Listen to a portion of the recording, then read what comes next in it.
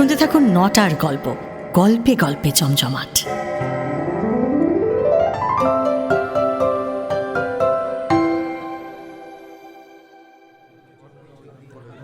আরে বড্ড তেষ্টা পেয়েছিল ছেলেটার, ওকে জল পর্যন্ত দেয়নি। খুঁটিটায় এক ফোঁটাও জল নেই। বড় ভালো ছেলে ছিল। ওর যে এমন অবস্থা কে জানতো। আরে অদ্ভুত রগর, দেখো না, এই সেদিনও তোমরাই তো দূর দূর করে তাড়িয়ে দিলে। জ্বর গায়ে আমি জল কোথায় পাবো শুনে? আরে কেঁদে মরছে, দেখো, একটু জল ভরে আনো না। কি মুশকিল, আমার কথা শুনতে পাচ্ছ না নাকি? আরে এই তো আমি। আরে যতীনদা, চলে এসো, চলে এসো তুমি। ওরা তোমার কথা শুনতে পাবে না আর। পুষ্প, তুই এখানে এলি কি করে? তুই তো সেই কবে তোমাকে দেখতে এসেছি যতীনদা। হ্যাঁ, সেই 3 দিন ধরে তোমার মাথার কাছে তো আমি বসেই আছি। বসে আছিস? কই, আমি তো দেখতে পাইনি। তুমি তখন বেঁচে ছিলে, তাই আমাকে দেখতে পাওনি। কি?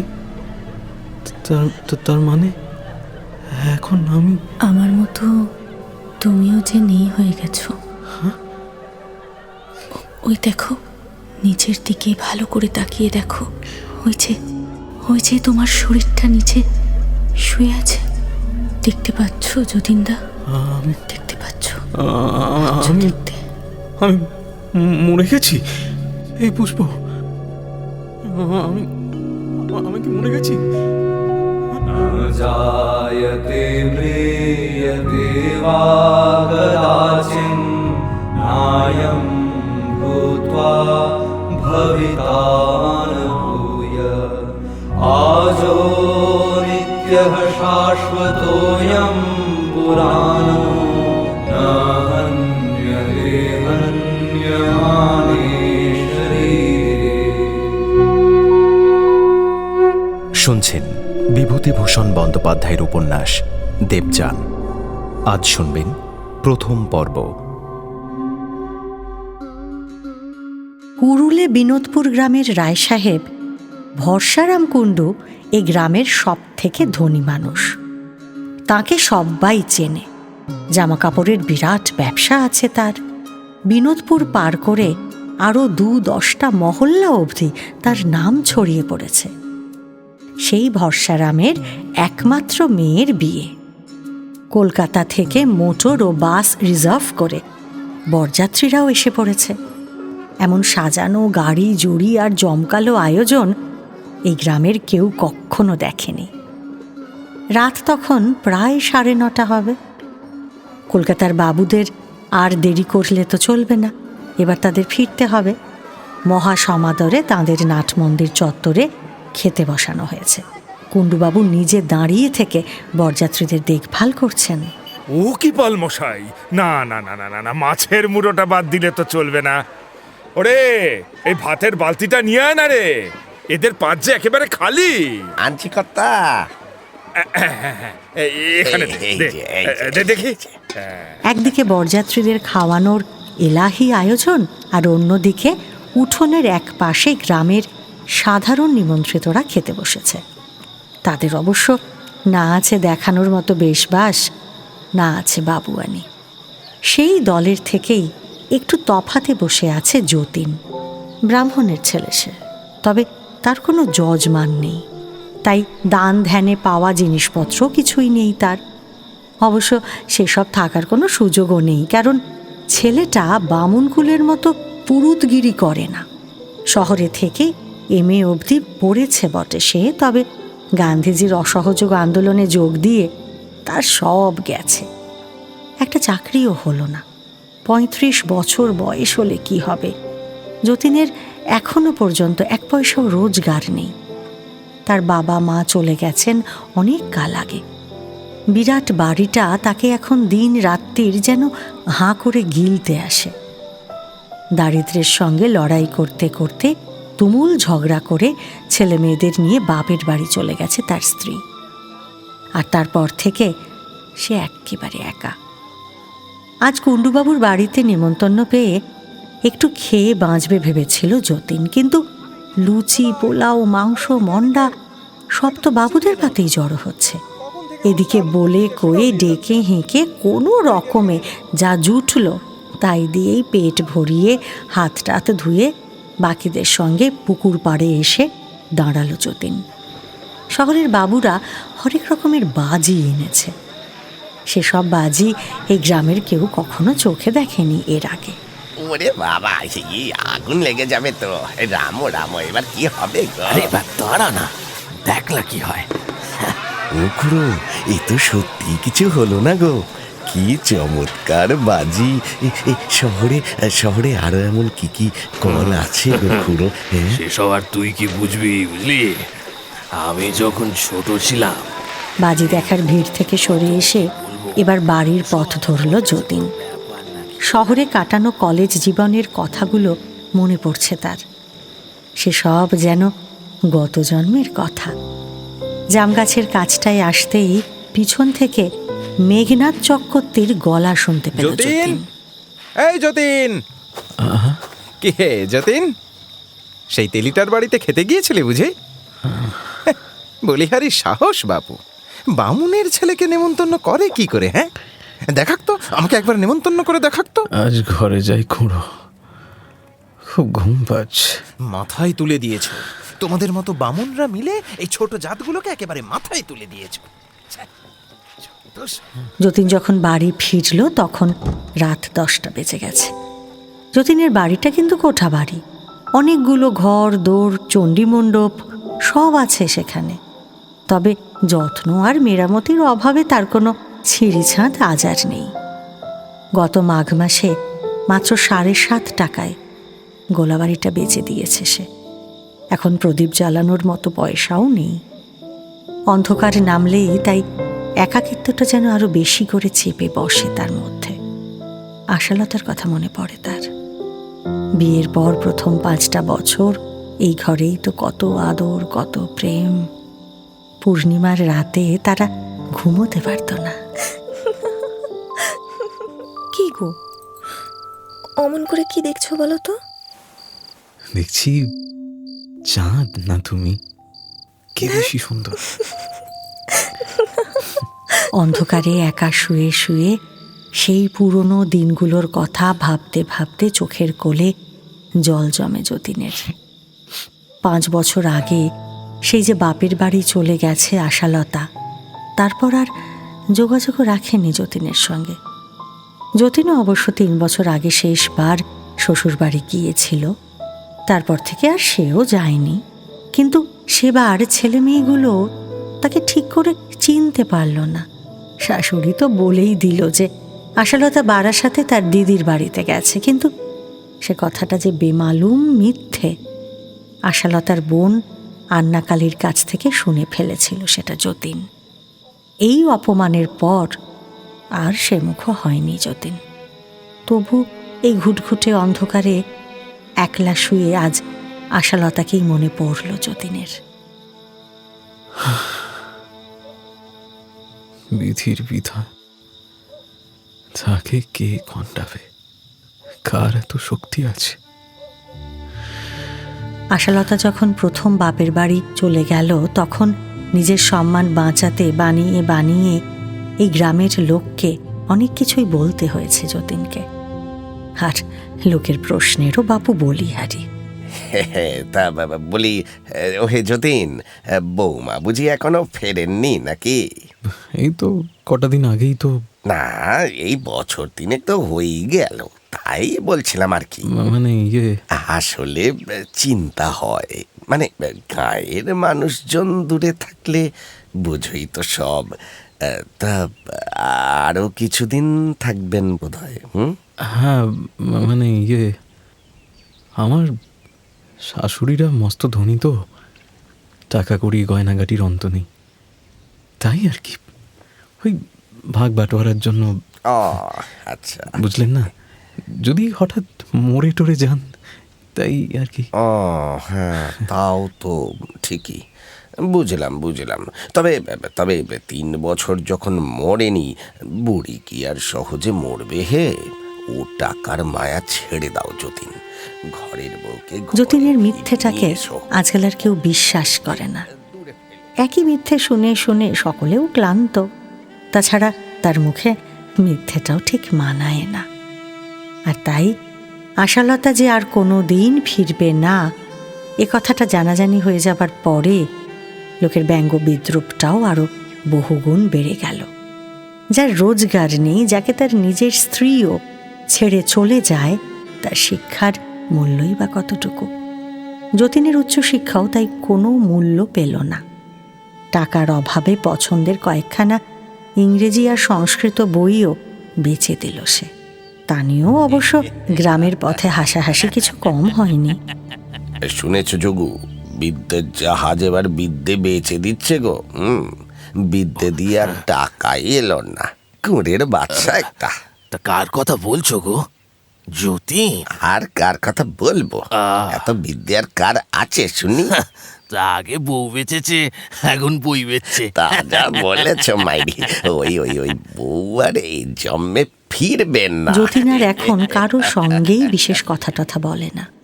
নিজের মনে একাই থাকে সে। নিজের ঘরে একলাটি চুপ করে বসে থাকে। বর্ষার শেষে অসুখে পড়ল যতীন। দেখভাল করবার কিংবা মুখে এক ঢোক জল দেওয়ার পর্যন্ত কেউ নেই তার।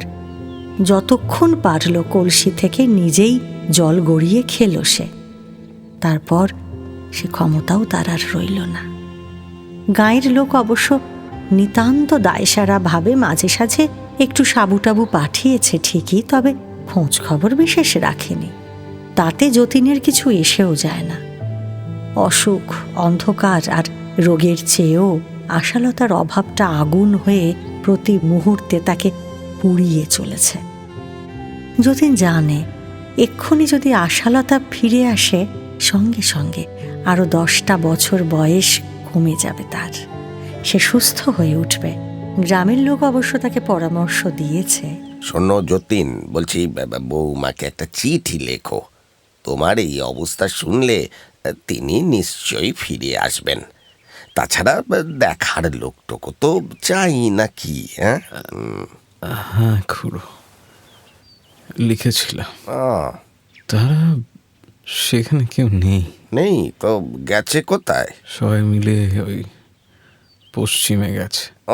পশ্চিমে? তাহলে আর কি হবে? মরে গেলেও আশালতাকে চিঠি লিখবে না যতীন। আশালতার অভাবটা অনেকখানি মানিয়ে নিয়েছে সে।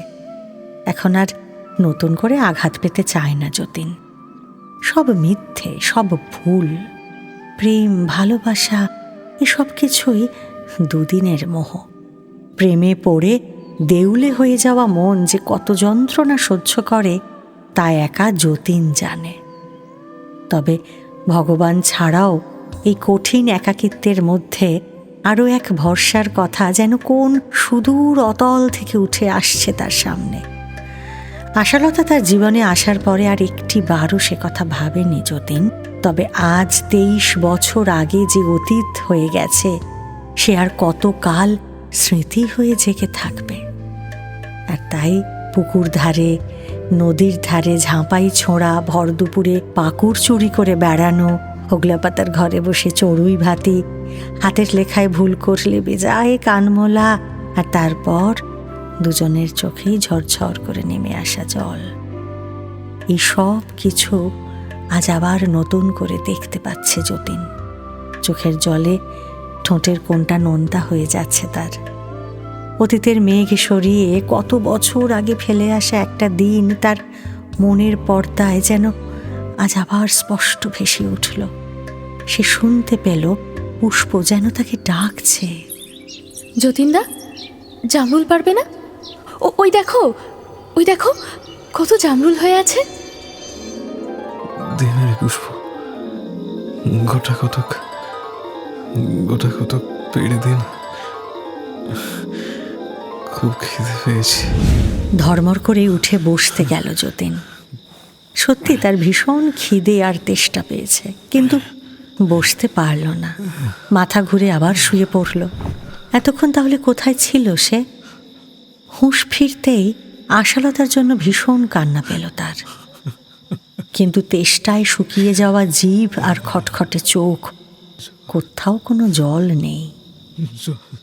প্রচণ্ড জ্বর গায়ে নিয়ে কত রাত অবধি জলের জন্য কোকিয়েছে জানে না যতীন।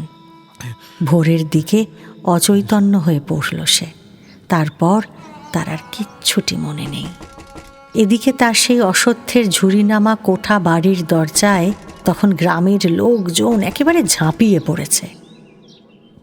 ও যতীনদা, বলছি দরজা খুলুন। আরে এত বেলা অবধি কেউ যতীন, ঘুমোয় নাকি? ও যতীন, আরে ও যতীনদা, দরজাটা খুলুন না। দরজাটা খুলবে তো রে বাবা।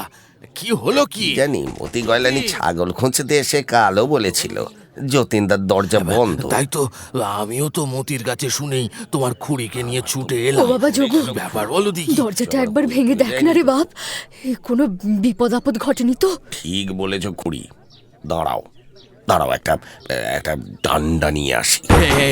এই ভাঙো ভাঙো ভাঙো, এই ভাঙো দরজাটা ভাঙো, দরজাটা ভাঙো ভাঙো ভাঙো, হ্যাঁ ভাঙো। হ্যাঁ ভেঙেছে। এই চলো চলো চলো দেখি, এই ভেতরে চলো দেখি, দেখি কি হলো। এই চলো। এই সাবধানে এসো খুড়ি। ও মা গো, কি দেখছি গো, ভবতারণদার ছেলেটা এমন বেগুনে। ওরে যতীন রে, ওরে যতীন, কি হলো তোর রে? আরে কুটিতে এক ফোঁটাও জল নেই তো, বাচ্চা আমার কত তেষ্টা নিয়ে। সে যে আর বেঁচে নেই, সত্যিই বেঁচে নেই, এ কথাটা কিছুতেই বুঝতে পারছে না যতীন। এক অদ্ভুত ঘোরের মতো মনে হচ্ছে তার। তার মনে হয় সে যদি সত্যিই বেঁচে নেই, তাহলে আশেপাশে সব কিছু দেখতে পাচ্ছে কি করে সে? ওই যে মুখ্যদা খুড়ি, কাল অবধি যে এক ফোঁটা জলও এগিয়ে দেয়নি, সে এখন বুক ফাটা কান্না কাঁদছে। আর এই দৃশ্যটাই বা দেখছে কি করে যতীন? যদি সে মরে গিয়ে থাকে? না না, নিশ্চয়ই কোনো ভুল হচ্ছে তার। ব্যাকুল হয়ে পুষ্পর দিকে তাকালো সে। তাকাতে আবারও ঘোরের মধ্যে পড়ল যতীন। সত্যি তো, সেই 23 বছর আগে চলে যাওয়া মেয়েটা আজ তার এত কাছে দাঁড়িয়ে আছে, আর খুড়ি তাকে দেখতেই পাচ্ছে না। কিন্তু কি করে ঘটছে এসব?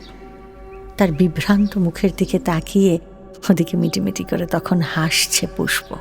কি হলো যতীনদা, কি এত ভাবছো বলো তো?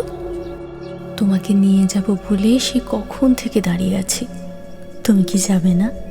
কিন্তু আমার ওই শরীরটা, মানে আমি ওই নিচে যে শুয়ে আছে, ওকে ওকে ফেলে চলে যাবো বলছিস? আরে ওটা তো তুমি নও, ওটা তোমার মরা শরীর। ওতে আর কোনো প্রাণ নেই যতীনদা। কি বলছিস রে? ওরা এক্ষুনি পুড়িয়ে দেবে। পুড়িয়ে দেবে? তুমি বরং আমার সঙ্গে চলো, এখানে আমার নিঃশ্বাস বন্ধ হয়ে আসছে। তাড়াতাড়ি তাড়াতাড়ি এসো তো আমার সঙ্গে। চলে যাও? আচ্ছা চল, হয়েছে, ওদিকে দরজা। আমাদের আর দরজার দরকার নেই যতীনদা, হ্যাঁ? তোমায় নিয়ে দেওয়াল ভেদ করেই আমি চলে যাব। দেওয়াল ভেদ করে? দেওয়ালটা তো নিরে টিঁটের। সেভাবেই তো আমি এসেছি। আমাদের কাছে এটা ধোঁয়ার মতো। এই দেখো, এর মাঝখান দিয়ে কেমন করে বেরিয়ে এলাম। কোনো বাধাই আর তোমার কাছে বাধা নয় যতীনদা, বিশ্বাস করো। তার মানে সত্যিই এখন আর আমি এই পৃথিবীর কেউ নই? কেউ নও। তুমি আর এই পৃথিবীর মাটিতে হাঁটবে না যতীনদা। এই দেখো, আমার মতো ভেসে ভেসে চলবে। এই তো, এই তো। 23 বছর আগে নৈহাটির ওপারে সাগঞ্জ কেওটা গ্রামে পুষ্পকে দেখেছিল যতীন। মাসির বাড়ি বেড়াতে গিয়ে পুষ্পকে পেয়েছিল সে। তারা দুজনেই একই বয়সী, ভারী সুন্দর হাসি মুখের মেয়ে ছিল পুষ্প। যদিও বড়লোক বাবার মেয়ের মনে একটু আধটু গর্বও ছিল, কিন্তু যতীনের সঙ্গে তার ভারী ভাব। যতীন অবশ্য তার রূপ, ভঙ্গি আর কথার সামনে নিজেকে হারিয়ে ফেলে একেবারে চুপ করে বসে থাকত। তবে বুড়ো শিবতলার ঘাটে বসে ঝগড়া, ভাব, নালিশ আর নিবিড় টানের মধ্যে দিয়ে 2 বছর কোথা দিয়ে যে চলে গিয়েছিল টেরই পায়নি তারা। যতীনের মাসি মারা যাওয়ার পরে মিশু আবারও একটা বিয়ে করল। যতীনেরও মাসির বাড়ি আসা বন্ধ হলো। আর তারপর একদিন বসন্ত রোগে পুষ্পও চলে গেল। আজ এতকাল পরে পুষ্পর দিকে সেই আগের মতোই অবাক হয়ে চেয়ে রইল যতীন। মেয়েটা একটুও বদলায়নি। পুরনো কথা ভাবতে ভাবতে ভেসে চলেছে যতীন। এবার একটু একটু করে আবার যেন নিজেকে ফিরে পাচ্ছে সে।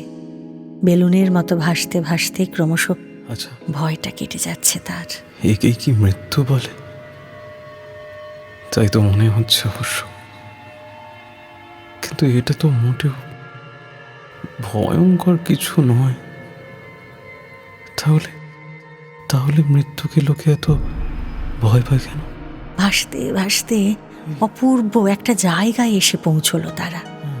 নদী, মাঠ, গাছপালায় ভরা জায়গাটা দেখতে একেবারে কেউটা সাগঞ্জের সেই বুড়ো শিবতলা ঘাটের মতোই। এ যেন সেই গঙ্গার প্রাচীন অশ্বত্থ গাছটাই এখানে চলে এসেছে। গোধূলি মেঘলা আকাশের মতো এক অদ্ভুত তাপহীন হলুদ আলো চারিদিকে ছড়িয়ে আছে। আর সেই অপার্থিব আলোয় রাঙা গঙ্গার দিকে মুগ্ধ চোখে চেয়ে রইল যতীন। এসো যতীনদা। কি দেখছি আমি? এ কোথায় আনলি রে পুষ্প? এ তো সেই বুড়ো শিবতলার ঘাট না রে? না না যতুদা, এ তো স্বর্গ। সবার স্বর্গ এক নয়। স্বর্গ? একেই স্বর্গ বলে? এ শুধু তোমার আর আমার, কিন্তু আমাদের স্বর্গ, বুঝলে? না, এখনো কিছুই বুঝে উঠতে পারছে না যতীন। অবাক হয়ে সে শুধু চেয়েই আছে। পুষ্পর সঙ্গে ভাসতে ভাসতে ছোট্ট সুন্দর একটা বাড়ির ভেতরে এসে পৌঁছল যতীন। সে বাড়ি ইটকাঠের নয়, মার্বেল পাথরের মতো একটা কিছুর, অথচ মার্বেলও নয়। আশপাশে মাঠ আর বাগান, দূরে গঙ্গা দেখা যাচ্ছে। সেদিকে চেয়ে পুষ্প বলল, জানো যতীনদা, হ্যাঁ? এসব আমিই তৈরি করেছি। কি কি বলছিস রে পুষ্প? হ্যাঁ গো, জানো আমি এ দেশে এসেছি আজ 18 বছর হয়ে গেল। এতগুলো বছর ধরে শুধু তোমার অপেক্ষায় আমি ঘর সাজিয়ে বসে আছি। এই অপূর্ব বাড়ি ঘর কি করে তৈরি করলি তুই পুষ্প? কল্পনা দিয়ে। কল্পনা? পৃথিবীতে কেউটার গঙ্গার ঘাটই ছিল আমার সবচেয়ে প্রিয়। এখানে সেটাই কল্পনা দিয়ে তৈরি করে নিয়েছি। এখানে এটাই নিয়ম যতীনদা, সবাই কিন্তু তাই করে। বলিস কি রে? কল্পনা দিয়ে বাড়ি ঘর? সেসব আবার কেমন করে হয়? পৃথিবী আর স্বর্গের অনেক ফারাক আছে যতীনদা। এ জায়গা আরো সূক্ষ্ম। এখানে চিন্তাই সবচেয়ে বড় শক্তি। তোমাকেও এই শক্তির ব্যবহার শিখতে হবে, বুঝেছো? বাবা মায়ের আশীর্বাদ থাকলে সব শিখে যাব। এই পুষ্প, বলছি আমার বাবা মাকে একটিবার দেখাবি? কতদিন মাকে দেখিনি। তাঁরা অন্য জায়গায় থাকেন। তুমি এসেছো তাঁরা জানেন, এক্ষুনি এসে পড়বেন। তোমার মাই তো পৃথিবী থেকে তোমায় আনতে যাচ্ছিলেন। আমার মা আমাকে নিতে আসতো? হ্যাঁ। না রে, সে সৌভাগ্য আমার কপালে লেখা ছিল না। আমি বারণ করেছিলাম। অসুখে ভুগে ভুগে তোমার চেহারাটা এত খারাপ হয়েছিল যে তিনি যে সইতে পারতেন না। শত হোক, মা তো। ঠিক করেছিস রে, একদম ঠিক করেছিস। মায়ের কষ্ট হতো, সে আমি সইতে পারতাম না। কিন্তু মা এখানে নেই কেন? আর কোনো লোকই বা এখানে নেই কেন বলতে কি? এটা তৃতীয় স্তরের উপরের অঞ্চল। তৃতীয় তুমি না চাইলে তোমাকে এখানে কেউ দেখতেও পাবে না। জীবনে অনেক কষ্ট করেছো বলে এখানে আসতে পেরেছো, আর আমি ঈশ্বরের কাছে তোমার জন্য এত প্রার্থনা করেছি। তোর কাছে আমার কৃতজ্ঞতার শেষ নেই রে পুষ্প। আচ্ছা বেশ, সেই সব হিসেব পরে হবে। এখন যে আরেকবার আমাদের পৃথিবীতে ফিরতে হবে। পৃথিবীতে? কেন রে? সেখানে তোমার দেহটা এখন সৎকার হচ্ছে। কেন? সেই মুহূর্তটা তোমার নিজে চোখে দেখা দরকার। চলো। যতীনের হাতটা ধরল পুষ্প। দেখতে দেখতে স্বর্গটা মিলিয়ে গেল। যতীন দেখল তাদের গ্রামের শ্মশানের ধারেই তারা দাঁড়িয়ে আছে। চিতা সাজিয়ে তার উপর যতীনের দেহটা তখন তোলা হয়েছে। গ্রামের সব থেকে বয়োজ্যেষ্ঠ নবীন বাড়ুজ্যে এসে যতীনের মুখাগ্নি করলেন। আশালতাকে কি করে খবর দেওয়া যায় তাই নিয়ে গ্রামের লোকেদের মধ্যে তখন জোর আলোচনা শুরু হয়েছে। এরকম একটা খবর তো তাকে দিতেই হবে, তারপর সে কি করবে সেটা তার ব্যাপার। কিন্তু খবরটা দিতে যাবে কে? তুই কি তার বাড়ি চিনিস নাকি? চিনি না, তবে যতীনের বিয়েতে একবার বরযাত্রী হয়ে গিয়েছিলাম, অনেকদিন আগের কথা, তবে মনে হয় ঠিক চিনে নিতে পারবো। চিতার ধোঁয়া একেবারে শিউলি গাছটার মাথা পর্যন্ত ঠেলে উঠেছে। হাওয়ার ধাক্কায় লকলকিয়ে উঠছে সেই চিতার আগুন। সেদিকে কিছুক্ষণ মুগ্ধ চোখে তাকিয়ে রইল যতীন, তারপর হেসে বলল, দেখেছিস পুষ্প, পুণ্যাত্মার চিতার ধোঁয়া কত দূর উঠেছে। শোনো, আমি না থাকলে এই পুণ্যাত্মাগিরি বেরিয়ে যেত। আশালতাকে একবার দেখবো রে পুষ্প, ওর বড্ড সর্বনাশ করে গেলাম রে। ওর জন্যে মনটা খুব কাঁদছে। আচ্ছা বেশ, মনটা শক্ত করে ভাবো যে তুমি আশালতাদের বাড়ি পৌঁছে গেছো। যতীনের মৃত্যু সংবাদ জানে না আশালতা। দুপুরে খাওয়া দাওয়ার পরে আঁচল পেতে যখন সে ঘুমোচ্ছে, সেই সময়ে অদৃশ্য হয়ে তার মাথার কাছে এসে দাঁড়ালো যতীন। আশালতার দিকে দেখতে দেখতে তার মনটা গভীর সহানুভূতিতে ভরে উঠল। স্ত্রীর পাশে যতীনের ছোট্ট মেয়েটি তখন ঘুমোচ্ছিল। মেয়েটাকে দেখে তার বুক ঠেলে একটা দীর্ঘশ্বাস বেরিয়ে এলো। যতীনদা, চলো চলে যাই। পৃথিবীতে বেশিক্ষণ থাকার নিয়ম নেই আমাদের। কিন্তু পুষ্প, যেতে ইচ্ছে করছে না রে পুষ্প। যতীনদা, তুমি আশাকে এত ভালোবাসো, অথচ দেখো মেয়েটা তোমাকে বুঝলই না। সত্যি ওর জন্য কষ্ট হয়, কিন্তু তুমি তো ওর কোনো সাহায্য করতে পারবে না গো। চলো যতীনদা, এখানে থাকলেই মন খারাপ বাড়বে। যতীনের হাত ধরল পুষ্প। গতির বেগে পৃথিবীটা এবার কোথায় যেন মিলিয়ে গেল। চারিদিকে শুধু মেঘ আর মেঘ। ওদের পায়ের তলায় বহু দূরে অভাগিনী আশালতা তখন মেঝেতে আঁচল পেতে নিশ্চিন্ত মনে ঘুমোতে লাগলো। আশালতাকে দেখে পুরনো সেই মন খারাপটা আবারও যতীনের মনে চেপে বসল। কিন্তু স্বর্গের সেই বাড়িঘরে পৌঁছে মাকে দেখতে পেয়েই আনন্দে অধীর হয়ে উঠল যতীন। বাবা আমার, মানিক আমার, তুমি এসেছো মা? হ্যাঁ বাবা, আমি এসেছি। মাকে প্রণাম করল যতীন, কিন্তু মায়ের মুখের দিকে ভালো করে তাকাতেই অবাক হয়ে গেল সে। 52 বছর বয়সে যে মানুষটা চলে গেছেন, সে মানুষের মুখে এখন বার্ধক্যের চিহ্নমাত্রও নেই। এটা কি করে সম্ভব? মায়ের ঠিক পিছনেই দরজার কাছে এসে দাঁড়িয়েছেন তার বাবা। বাবার চেহারাও অনেক কম বয়সের। যতীনের মনে হলো এ দেশে কারো বয়স হয় না বোধ হয়। বাবাকে প্রণাম করতেই যতীনকে আশীর্বাদ করলেন তিনি।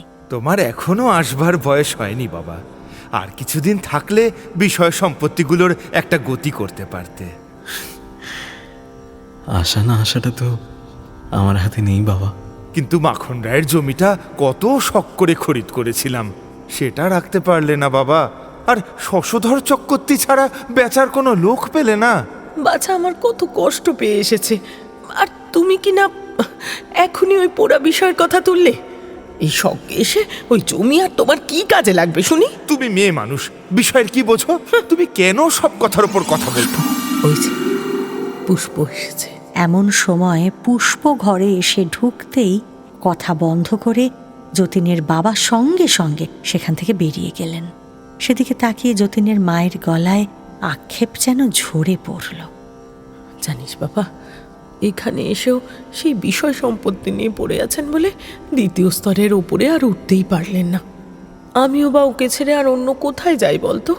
হ্যাঁ, আর এই যে এই মেয়েটাকে দেখ, ওর তেজের সামনে তো উনি দাঁড়াতেই পারেন না। না মা, এভাবে বলো না, আমি তো আর ঈশ্বর নই। ঈশ্বর না হলেও তুমি কি কম পুণ্য করেছ মা? শোন রে মন্টু, ওর মতো করে তোকে কেউ ভালোবাসে না। এই 18-19 বছর ধরে এই বাড়ি ঘর সাজিয়ে শুধু তোর জন্য অপেক্ষা করে বসে আছে। ও না থাকলে এই স্তরে তুই আসতেই পারতিস না বাবা। কি যে বলো না মা, আমি আসি। আচ্ছা মা, এসো। সত্যি বলছি রে মন্টু, পুষ্প যে কত উঁচু স্তরের আত্মা তা তুই নিজেই একদিন বুঝবি। ও যেখানে পৌঁছতে পারে স্বর্গের অনেকেই তা কল্পনাতেও আনতে পারে না, বুঝলি? কিন্তু ও এত দূর উঠলো কি করে মা? ভালোবাসায় সব হয় রে বাবা। সেই কোন ছেলেবেলায় ও তোকে ভালোবেসেছিল, আর এখন আত্মা হয়েও ও তোকে আর ভুলতেই পারলো না। অথচ সে কথা আমি বুঝতেই পারিনি। জানিস তো বাবা, ওর মতো আত্মার পৃথিবীতে যেতে কষ্ট হয়, কিন্তু মেয়েটা তোর জন্য সব সময় পৃথিবীতে আসা যাওয়া করতো। বলো কি মা? হ্যাঁ রে, তার বলছি কি, উঁচু স্তরের মহাত্মারা ওকে বড় ভালোবাসেন, মাঝে মাঝে তো আবার অনেক উপরেও নিয়ে যান। অবাক হয়ে মায়ের কথা শুনছে যতীন। পুষ্প যে তাকে এতটা ভালোবাসে, এ কথাটা তার কাছে যেন মৃত্যুর পরে অমৃতের সন্ধান পাওয়ার মতো। বিস্ময়ে স্তব্ধ হয়ে কত কি যে ভাবতে লাগলো সে। ভাবনার মধ্যেই হঠাৎ চমকে উঠল যতীন।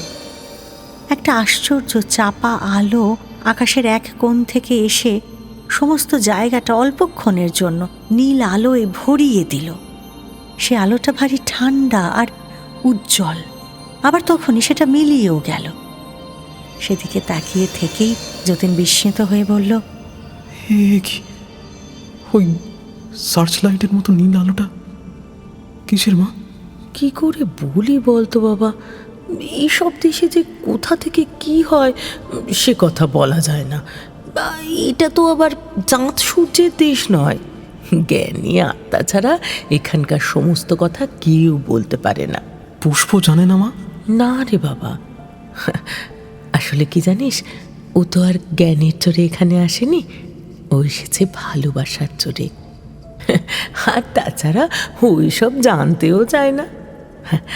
আচ্ছা বাবা শোন, এখন এবার আমাকে যেতে হবে। হ্যাঁ, তোমার সময় ফুরিয়ে গেল মা, তুমি আর একটু থাকবে না? না রে বাবা, সময় এখানে অফুরন্ত, তা কখনো ফুরোয় না। তবে আমার এই স্তরে থাকার তো কোনো অধিকার নেই রে। তাই চলে যাচ্ছে। ভালো থাক বাবা, তুই ভালো থাক। এই নতুন জগতে যতীনের খুব বেশি দিন হয়নি। এখনো পৃথিবীর নিয়ম আর পৃথিবীর সময়কে ভুলতে পারছে না সে। চেনা পরিচিত অভ্যেস অনুযায়ী সময় বুঝতে চেষ্টা করে যতীন, দিনের হিসেব রাখতে চেষ্টা করে, কিন্তু সে যেখানে আছে এখন, সময়টা সেখানে রাত না দিন সেটাই ঠিক করে বুঝে উঠতে পারে না সে। সেদিন বহু চেষ্টা করেও সময়টা ধরতে না পেরে পুষ্পকেই ধরে বসল সে। কতদিন হয়ে গেল এখানে এসেছি বলতে পারিস পুষ্প? পৃথিবীর অভ্যেস থেকে বেরোতে এখনো তোমার সময় লাগবে যতীনদা। তবে আজ একবার পৃথিবীতে ফিরতে হবে তোমাকে। কেন? আজ যে তোমার শ্রাদ্ধ। শ্রাদ্ধ? তোমার আদরের নিমু কাজ করতে বসবে যে। আজ আমার শ্রাদ্ধ? হ্যাঁ গো। না না না, আমি আমি কিছুতেই নিমুকে ওই বেশে দেখতে পারবো না। না না না না না, আমি আমি আমি যাব না, আমি যাব না। সে কি গো, পিণ্ড নেবে না? না না না। ভালোবেসে তোমাকে ডাকলে তুমি যে না গিয়ে থাকতেই পারবে না, দেখো না। কিন্তু এই যে বলিস পৃথিবীর টান এখানে চলে না। এই টান সে টান নয় যতীনদা। এখানে সূক্ষ্ম মন আপনা আপনি বুঝতে পারবে যে কোনটা সত্যিকারের ভালোবাসা। সত্যিকারের ভালোবাসা? তার ডাকে সাড়া যে দিতেই হবে। সত্যিকারের ভালোবাসা আমার স্ত্রী, ছেলে, মেয়ে, কতদিন ওদের দেখতে পাই না রে পুষ্প। কিন্তু তুমি তো তাদের কোনো উপকার করতে পারবে না যতীনদা। তার চেয়ে চলো, তোমাকে আরো উপরের স্তরে নিয়ে যাব আজ। কিন্তু কিন্তু কি হলো, চুপ করে গেলি যে? কোনো শর্ত আছে বুঝি? পৃথিবীর চিন্তা মন থেকে না তাড়ালে সে জায়গায় যে যাওয়া যাবে না। তা আমি পারবো না রে পুষ্প। তোর বৌদি বড় অভাগিনী, তার কথা আমি বলতে পারবো না। দয়া বা সহানুভূতি থাকলে ক্ষতি নেই, কিন্তু সাবধান, বিষয় সম্পত্তির কথা যেন ভেবো না, তাহলেই ত্রিশঙ্কু হয়ে থাকতে হবে। এখন এসো তো দেখি, আমার সঙ্গে এসো। পুষ্পকে হাজার অনুরোধ করেও আশালতার কাছে পৌঁছতে পারল না যতীন। আচ্ছা, তার মৃত্যুর খবর শুনে আশা কি একবারও চোখের জল ফেলেছিল? শুধু এই কথাটা জানার জন্যই ছটফট করছে যতীন, কিন্তু সেই সুযোগটুকু আর নেই। পুষ্পকেও সে কথাটা জিজ্ঞাসা করতে লজ্জাই করল তার। কি হলো যতীনদা, এসো। কোথায় যাব? আমরা অনেক উঁচু এক স্বর্গে যাব। মনে করলেই সেখানে কিন্তু যাওয়া যায় না। ও, তাহলে আমি যাব কি করে? তোমাকে তো আমি নিয়ে যাচ্ছি। নাও, এখন পৃথিবীর কথা ভাবা বন্ধ করো দেখি। আচ্ছা বেশ।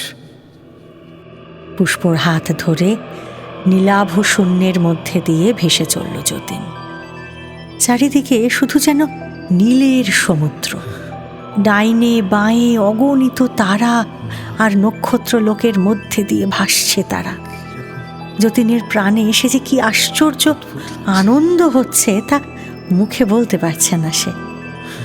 সে ভাবছে, আচ্ছা একেই কি মুক্তির আনন্দ বলে?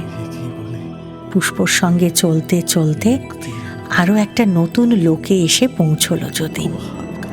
সেই লোকের এমন অপার্থিব সৌন্দর্য দেখতে দেখতে তার কেমন যেন ঝিম ধরে এসেছে।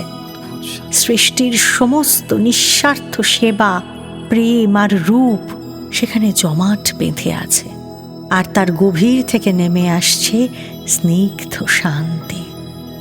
আহা, কি অপূর্ব তার স্পর্শ! যতীন নিজেকে আর ধরে রাখতে পারল না। তার চেতনা অবশ হয়ে এলো, জ্ঞান হারিয়ে ফেলল সে। আর ঠিক এই ভয়টাই পেয়েছিল পুষ্প। এত উচ্চ লোক দেখার মতো অধিকার যতীনের আছে কি না তা নিয়েই সংশয় ছিল তার। তবু একবার চেষ্টা করেছিল পুষ্প। ও যতুদা, চেয়ে থাকো, কোথায় যাচ্ছি আমরা দেখবে না? ও যতুদা, চোখ মেলে যাও।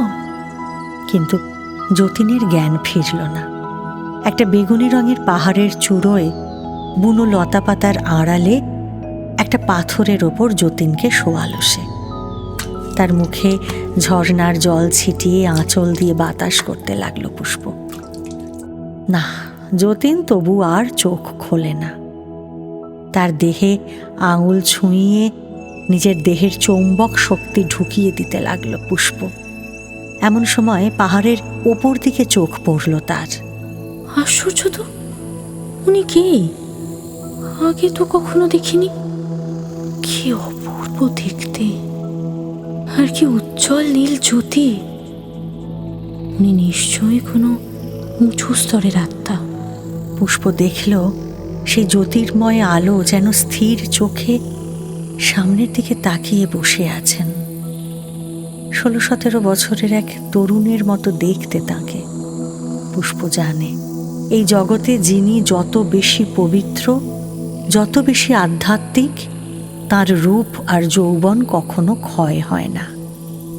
ইনি শুধু আর আত্মা নেই, ইনি নিশ্চয়ই এখন দেবতা হয়ে উঠেছেন। তার ধ্যান ভাঙানোর সাহস হলো না পুষ্পর। নীরব হয়ে দাঁড়িয়ে রইল সে। বহুক্ষণ এভাবেই কেটে গেল। তারপর এক সময় দেবতার ধ্যান ভাঙল। জ্যোতির্ময় দৃষ্টিতে পুষ্পর দিকে তাকালেন তিনি। তোমরা কে? প্রণাম দেবতা, আপনি তো সবই বুঝতে পারছেন। ছেলেটাকে আরো নিচের স্তরে নামিয়ে নিয়ে যাও, এখানে ওর চৈতন্য ফিরবে না। আপনি আপনি কে দেব? আমি তো আপনাকে কখনো দেখিনি। তুমি এত কথা জানতে চাইছো কেন মা? তুমি ভারতবর্ষের মেয়ে, ভক্তি তোমার জন্মগত। তুমিও উঁচু স্তরের আত্মা, নইলে আমাকে দেখতে পেতে না। যতীনদা আপনাকে দেখতে পেল না? তোমার সঙ্গীকে আমি জাগিয়ে দিলেও ও আমাকে দেখতে পাবে না। তার চেয়ে বরং তোমরা ফিরে যাও। চলে যাব দেব, তবু এই শিলায় বসে এত গভীরভাবে কি দেখছিলেন দয়া করে আমাকে বলুন। দেখবে? আচ্ছা, আমি তোমায় স্পর্শ করছি, এবার দেখো তো।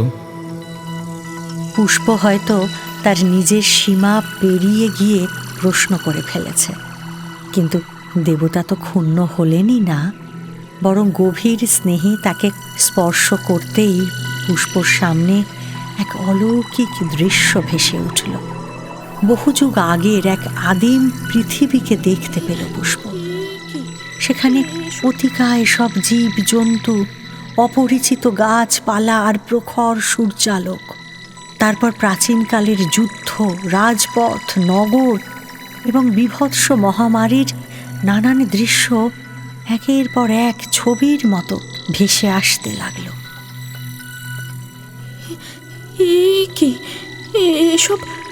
এসব আমি কি দেখছি? এসব বহু বহু যুগ আগের দৃশ্য মা। এসব ছিল আমার পূর্ব অসংখ্য জন্মের ঘটনা। আমি এখানে ছিলাম, এসব আমার রঙ্গভূমি। এই নির্জন প্রান্তে বসে আজ তাদের কথাই মনে পড়ছিল। কি আশ্চর্য সব দৃশ্য! যাও মা, ছেলেটাকে এখান থেকে তাড়াতাড়ি সরিয়ে নিয়ে যাও। যাই দেব, কিন্তু আবার কবে আপনার দর্শন পাবো? এক মনে স্মরণ করলে আমায় দেখতে পাবে, তবে অহেতুক আমায় ডেকো না। কল্প পর্বতে যেদিন সঙ্গীত বাজবে সেদিন ডেকো। আলোর সমুদ্রে ভেসে দেবতা বিদায় নিলেন। তার শরীরের জ্যোতিতে বহুদূর পর্যন্ত আকাশ অনেকক্ষণ ধরে আলোকিত হয়ে রইল। পুষ্প অবাক হয়ে সেই পরম দেবতার চলে যাওয়ার দিকে চেয়ে রইল। কল্প পর্বতের সঙ্গীতের কথা বারবার মনে হতে লাগলো তার। সেই অপার্থিব সঙ্গীত কখনো শোনেনি পুষ্প, তবে কোনো এক অতি উচ্চ স্তরের আত্মা যে সেই নির্জন পাহাড়ে বসে সুর সৃষ্টি করতেন সে কথা জানে পুষ্প। সেই আত্মা এখন হয়তো আরো অনেক উচ্চ লোকের দেবতা হয়ে উঠেছেন, তবে আজও সেই পাহাড়ে কখনো সখনো অদ্ভুত অপার্থিব সঙ্গীত আপনা আপনি বেঁচে ওঠে। দেবতা চলে যেতেই যতীনকে নিয়ে পুষ্প রওনা দিল। অচেতন যতীনকে নিয়ে আবারও নামতে লাগলো পুষ্প। আর নামতে নামতেই একটু একটু করে যতীনের চেতনা ফিরতে লাগলো। বাড়ির কাছাকাছি আসতেই সম্পূর্ণ সজ্ঞানে যতীন পুষ্পকে জিজ্ঞাসা করল, আমরা এখনো পৌঁছইনি? না যতীনদা, আমরা ফিরে যাচ্ছি। চতুর্থ স্তর পার হতে না হতেই তুমি অচৈতন্য হয়ে পড়লে। ইস, তোমাকে দেব দর্শন করাতে পারলাম না গো। দেবতা? হ্যাঁ গো যতুদা, সে যে কি আশ্চর্য উজ্জ্বল নীলাভ জ্যোতি, তোমাকে আমি কি বলবো। জানিস পুষ্প, এই প্রথম যেদিন এলাম সেদিনও এমন একটা নীল সার্চ লাইটের মতো আলো দেখেছিলাম জানিস। আলোটা খুব তীব্র কিন্তু ভীষণ শান্ত। উচ্চ স্তরের যে আত্মারা এখন দেবতা হয়ে গেছেন, তাদের শরীর দিয়ে ওই আলো বেরোয় যতুদা। তাদের আসা যাওয়ার সময় ওই আলো ছড়িয়ে পড়ে। তাই নাকি রে? হ্যাঁ যতুদা, তবে অত শুদ্ধ আত্মারা এই স্তরে বিশেষ আসেন না। আমি ভাবতাম আমাদের এই স্তরটাই বুঝি সবচেয়ে উঁচু। এখন সেই অহংকারটাও ভেঙে গেল দেখছি। তুমি বুঝি এই স্তরটাকেই বৈকুণ্ঠ ভাবতে? না গো না, এর কোনো শেষ নেই। সপ্তম স্তর অবধি পৃথিবীর মানুষ তবু যেতে পারে, তারপর আর যাওয়া যায় না। বলিস কি পুষ্প? হ্যাঁ গো, সপ্তম স্তরের এক আত্মার কাছে এই কথাটা শুনেছিলাম। এরপরও যে আরো কি কি আছে তা তিনিও জানেন না। আর আমি কিনা চতুর্থ স্তরে ঘুমিয়ে পড়লাম। তুমি যদি নিজেকে ধরে রাখতে পারতে তাহলে আশা বৌদিকে তোমার সামনে এনে দিতে পারতাম যতীনদা। কিন্তু আশা তো এখনো বেঁচে আছে। বৌদি ঘুমিয়ে পড়লে স্থূল দেহের ভেতর থেকে সূক্ষ্ম দেহ বার করে আনতে পারবো আমি, কিন্তু সেই সূক্ষ্ম দেহের কোনো জ্ঞান থাকবে না। তাহলে আর দেখা হবে কি করে? আচ্ছা পুষ্প, আমরা পৃথিবী থেকে দেখা দিতে পারি না? কিন্তু তোমাকে দেখে ভূত মনে করে বৌদি তো ভয় পেয়ে যাবে। হ্যাঁ? মানুষ মরে কোথায় যায়, তাদের কি অবস্থা হয়, এইসব তো কিছুই জানে না। ঠিক লক্ষ্মীটি, আর কখনো আমি সেখানে যেতে চাইবো না। হ্যাঁ, একটিবার নিয়ে চল। আচ্ছা বেশ, কৃষ্ণপক্ষ আসুক, তখন একদিন তোমায় নিয়ে যাব।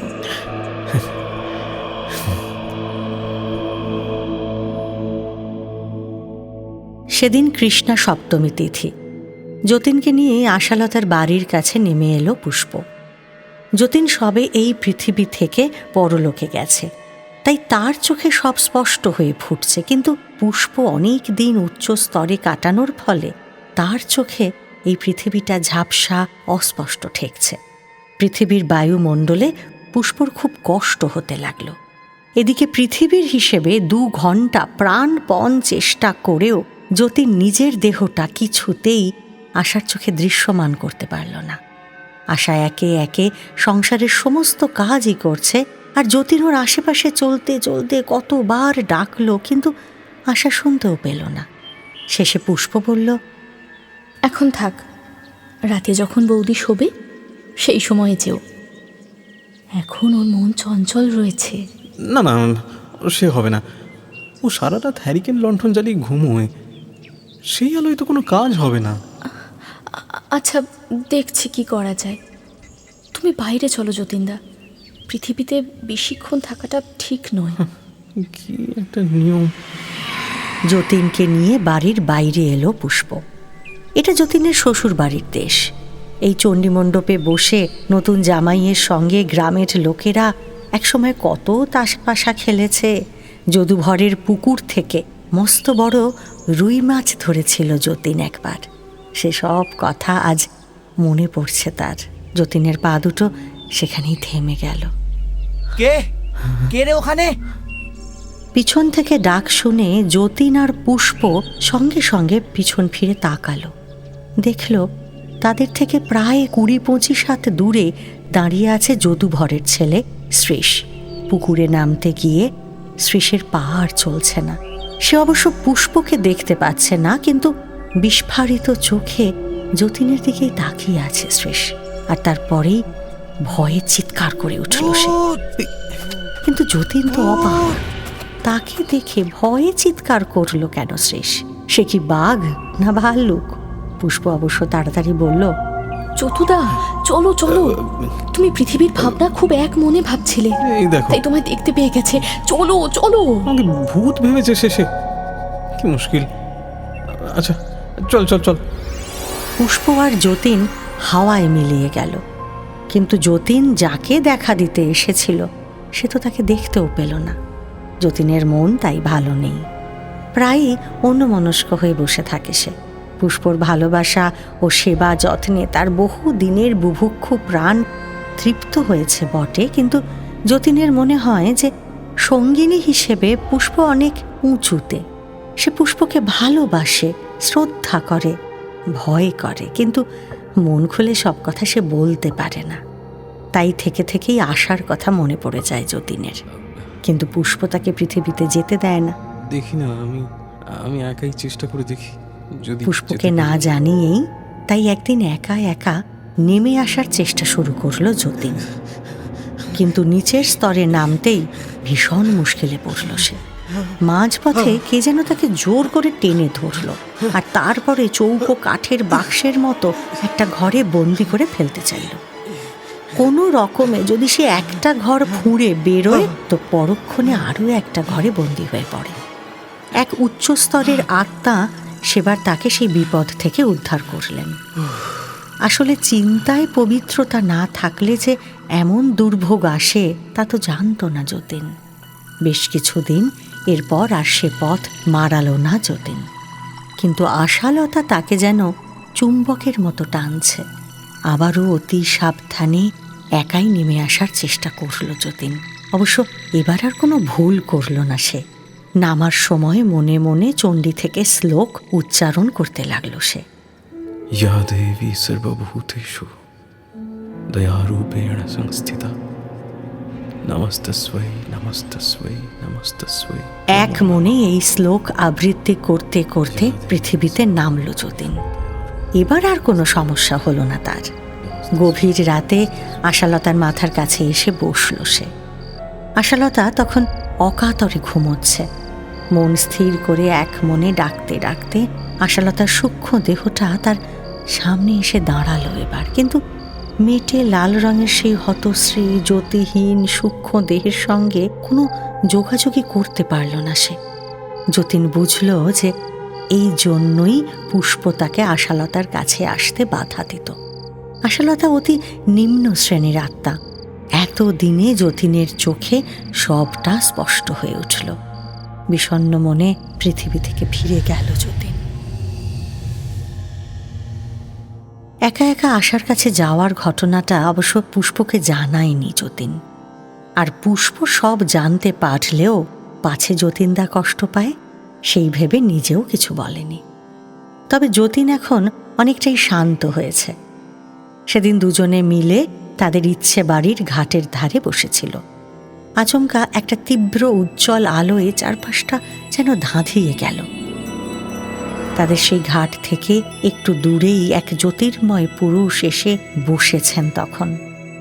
সেই পুরুষের সামনে ভয়ে বিস্ময়ে স্তব্ধ হয়ে দাঁড়িয়ে রইল পুষ্প আর যতীন। ইনি কি পুষ্প? দেবতা। শরীর থেকে কি জ্যোতি বেরোচ্ছে দেখছো না? হঠাৎ সেই দেবতার কাছ থেকে একটা ম্যাজেন্টা রঙের আঁকাবাঁকা তীব্র আলোর শিখা সাপের মতো এগিয়ে এলো পুষ্পর দিকে। কোনো তীব্র টর্চের আলো হঠাৎ জ্বলে উঠেই সঙ্গে সঙ্গে নিভে গেলে যেমন দেখায় ঠিক সেই রকম। এটা আসলে বিদ্যুতের ভাষা। উচ্চস্তরের দেবতারা এই ভাষায় কথা বলেন, মুখে মুখে নয়। এখানে যা কথা সবটাই মনের সঙ্গে মনের। পুষ্প হাত জোর করে নীরবে দাঁড়িয়ে রইল। তার মনের মধ্যে দেবতার প্রশ্ন জেগে উঠল। এ কি? এই আমি কোথায় এসে পড়েছি? আপনি এখন পৃথিবীর আত্মিক লোকে এসেছেন দেব। হ্যাঁ, পৃথিবী? সেটা আবার কি? পৃথিবী একটা ছোট গ্রহ, সূর্যের চারিদিকে ঘোরে। ও, তা মহাবিশ্বের কোন অংশ এই পৃথিবী? এই প্রশ্নের কোনো উত্তরই পুষ্পর কাছে নেই। চুপ করে ভাবতে ভাবতে সেই দেবতার কথা মনে পড়ল তার, যিনি কথা দিয়েছিলেন যে তাকে স্মরণ করলেই তিনি আসবেন। পুষ্প মনে মনে এবার সেই দেবতাকে স্মরণ করল, আর ঠিক সেই মুহূর্তেই পুষ্পর সামনে এসে দাঁড়ালেন তিনি। প্রণাম দেবতা। ওই জ্যোতির্ময় পুরুষের প্রশ্নের উত্তর দেওয়ার মতো ক্ষমতা আমার নেই, তাই আপনাকে স্মরণ করেছি প্রভু। তুমি ভয় পেও না মা, আমি উত্তর দিচ্ছি। দুজন দেবতা এবার নিজেদের মধ্যে জ্যোতির আদান প্রদান করতে শুরু করলেন। একটা আলো যাচ্ছে, তো পরের মুহূর্তেই আরেকটা আলো আসছে। দুটো বড় যুদ্ধ জাহাজ নিজেদের মধ্যে অক্সিহাইড্রোজেন সার্চলাইট নিক্ষেপ করলে যেমন হয়, এও ঠিক তেমনই। যতীন আর পুষ্প অবাক হয়ে দেখল যে দুই দেবতা নিজেদের মধ্যে পৃথিবী নিয়ে কথা বলছেন। পুষ্প আর যতীন যে পৃথিবীর দুই জীবাত্মা, সে কথা শুনে সেই নতুন আগন্তুক দেবতা এবার খুশি হলেন। তিনি বহুদূর নক্ষত্র লোকের অধিবাসী, ব্রহ্মাণ্ডের রহস্য খুঁজে বেড়াচ্ছেন। এবার সেই নতুন দেবতা বললেন, কি? কোন নক্ষত্রের নাম বললেন আপনি? সূর্য। ও তো খুব একটা বড় কিছু নয়, আর ওর আলোটাও বাড়ে কমে। ওর চেয়েও ঢের বড় নক্ষত্র আমি দেখেছি। এই দুই জীব সেই লোক থেকেই আত্মিক লোকে এসেছে দেব। মেয়েটি অবশ্য কিছুটা উন্নত, তাও জ্ঞানে নয়, প্রেমে। আচ্ছা, পৃথিবীর বাসিন্দারা কি জড় নাকি চেতন? শোনো মেয়ে, এবার আমি তোমাকে শক্তি সঞ্চার করছি। পৃথিবীর উত্তর এবার তুমি দাও। জন্মের সময় মানুষের দেহটা স্থূল পদার্থ দিয়ে তৈরি হয় প্রভু। পৃথিবীর সেটাই নিয়ম। তারপর সেই দেহ নষ্ট হয়ে গেলে আমরা এই আত্মিক লোকে আসি। কোনো কোনো গ্রহে এরকম ঘটনা ঘটে, সে কথা আমি শুনেছি বটে। আচ্ছা, বলছি, আমাকে একবার তোমাদের পৃথিবীতে নিয়ে যাবে? অত স্থূল রাজ্যে আপনি কি যেতে পারবেন দেব? আমি তো পথিক, কত রকম বিপরীত অবস্থার মধ্যে দিয়ে আমাকে চলতে হয় বলতো। আমার কোনো অসুবিধে হবে না। চলো এখনই সেখানে যাই, চলো। দেবতা নিজে যখন পৃথিবী দেখতে চেয়েছেন, তাকে তো নিয়ে আসতেই হবে। কিন্তু তিনি মেঘের দলকে বড় ভয় পান, কারণ পৃথিবীর মানুষের পাপ, দুঃখ আর চিন্তা মিলেই পুঞ্জীভূত মেঘের আকার ধারণ করে। বায়ুমণ্ডলের যে স্তরে এরা জমা থাকে, সেই স্তর পেরোনোটা খুব কষ্টের। এমন চৈতন্যময় দেহের পক্ষে সে কাজ সম্ভব হবে কি না, এই সংশয় নিয়েই ধীরে ধীরে পৃথিবীর কাছাকাছি এসে গেলেন তিনি। আর এসেই শিউরে উঠলেন সেই দেবতা।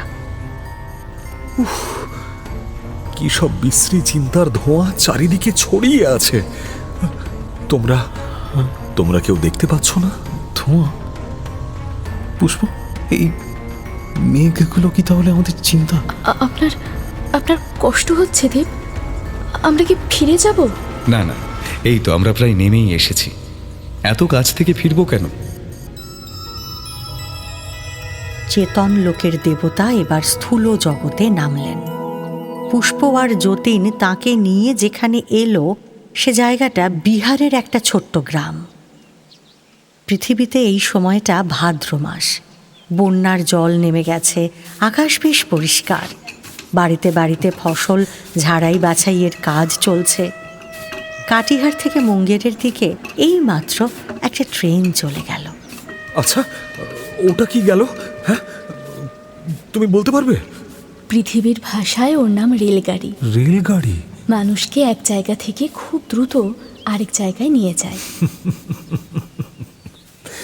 তার মানে পৃথিবীতে এটাই দ্রুত যাওয়ার নমুনা, তাই তো? রেল লাইনের পাশেই একটা ভুট্টা খেতে তখন তুমুল হট্টগোল শুরু হয়েছে। দুটো ছোট ছোট ছেলে মেয়ের ভুট্টা চুরি হাতে নাতে ধরে ফেলে সেই ক্ষেতের মালিক তাদের তুমুল মার মেরেছে। আহা, দুজন অবোধ শিশুর ওপর এমন এমন অত্যাচার! সেই দৃশ্য দেখে দেবতার দুই বিশাল আয়ত চোখে ঘনিয়ে এলো করুণা। কয়েক মুহূর্ত স্থির হয়ে দাঁড়িয়ে রইলেন তিনি। তারপর তার ইচ্ছা শক্তির জোরে সেই নির্দয় মানুষটির মনকে স্পর্শ করলেন দেবতা। আর সঙ্গে সঙ্গে এক আশ্চর্য ঘটনা ঘটে গেল। হাতের ছোপটি ফেলে দিয়ে মানুষটি বলে উঠল, আচ্ছা, যা নিয়েছিস, এবারকার মতো ছেড়ে দিলাম। যা পালা, আর আসবি না যেন। না না, আর কখনো আসবো না, কখনো না। এই অভূতপূর্ব ঘটনা দেখে পুষ্প আর যতীন দুজনেই কেমন অবাক হয়ে দেবতার দিকে তাকিয়ে রইল। তার সেই করুণা নির্ঝর হাসি আর অদ্ভুত প্রেমের সামনে এই পৃথিবীটাকে তাদের বড় তুচ্ছ মনে হচ্ছে এবার। অথচ কি আশ্চর্য, সেই দেবতা কিন্তু এইটুকু সময়ের মধ্যেই পৃথিবীকে ভালোবেসে ফেলেছেন। কোমল কণ্ঠে তিনি বললেন, জানো আমার কি ইচ্ছে করছে? ইচ্ছে করছে এদের মধ্যে মানুষ হয়ে থাকি, এদের দুঃখ দূর করার চেষ্টা করি। আহা, এদের যে বড় কষ্ট। আপনার প্রেম আর করুণাকে আমরা প্রণাম জানাই দেব। আমাদের একটা আশা পূরণ করবেন প্রভু। বলো মা। যে পথ আপনি পেরিয়েছেন, দয়া করে সেই পথের কথা বলুন। সে কি আর একটা পথ মা? মনের গতিতে লক্ষ লক্ষ আলোকবর্ষ পার করেছি, কত গ্রহ নক্ষত্র নীহারিকার মধ্যে দিয়ে ছুটে চলেছি, কত বাষ্পমণ্ডল নক্ষত্রমণ্ডল পার হয়ে এসেছি। তবু পথ যে এখনো শেষ হয়নি মা। আমাদের সঙ্গে করে নিয়ে যাবেন প্রভু? না মা, সে দেহ এখনো তোমাদের তৈরি হয়নি। এই গ্রহটার চারদিকে একটা চুম্বকের মতো ক্ষমতা টের পাচ্ছ? সেই টানটা বড়ই প্রবল। খুব সাবধান, ওই টান থেকেই পুনর্জন্ম হতে বাধ্য, মনে থাকে যেন। দেবতা এবার তার আপন স্তরে ফিরে যাবেন। পুষ্প আর যতীন প্রণাম করার সঙ্গে সঙ্গে তিনি শূন্যে মিলিয়ে গেলেন। তার সেই শূন্য পথের দিকে তাকিয়ে পুষ্প বলল, চুম্বকের টানের কথা শুনলে তো যতীনদা? ওই টান থেকে বেরিয়ে এসো, নইলে যে আর রক্ষে নেই। তুই তো আছিস, তুই আমাকে টেনে আরো ওপরের দিকে নিয়ে চল। তুই ঠিক পারবি, আমি জানি। তাদের সেই ইচ্ছে বাড়ির আকাশে একদিন আশ্চর্য এক জ্যোৎস্না দেখা দিল। সেদিকে তাকিয়ে অবাক হয়ে গেল যতীন। ভাবল, এখানে তো চাঁদ নেই, তাহলে এত জ্যোৎস্না এলো কোথা থেকে? যতীনের মনের কথা টের পেয়ে হাসতে হাসতে পুষ্প বলল, জোছনাটা মনে মনে তৈরি করলাম গো। ইচ্ছে হলো তোমার সঙ্গে একটু জোছনায় বসি, তাই।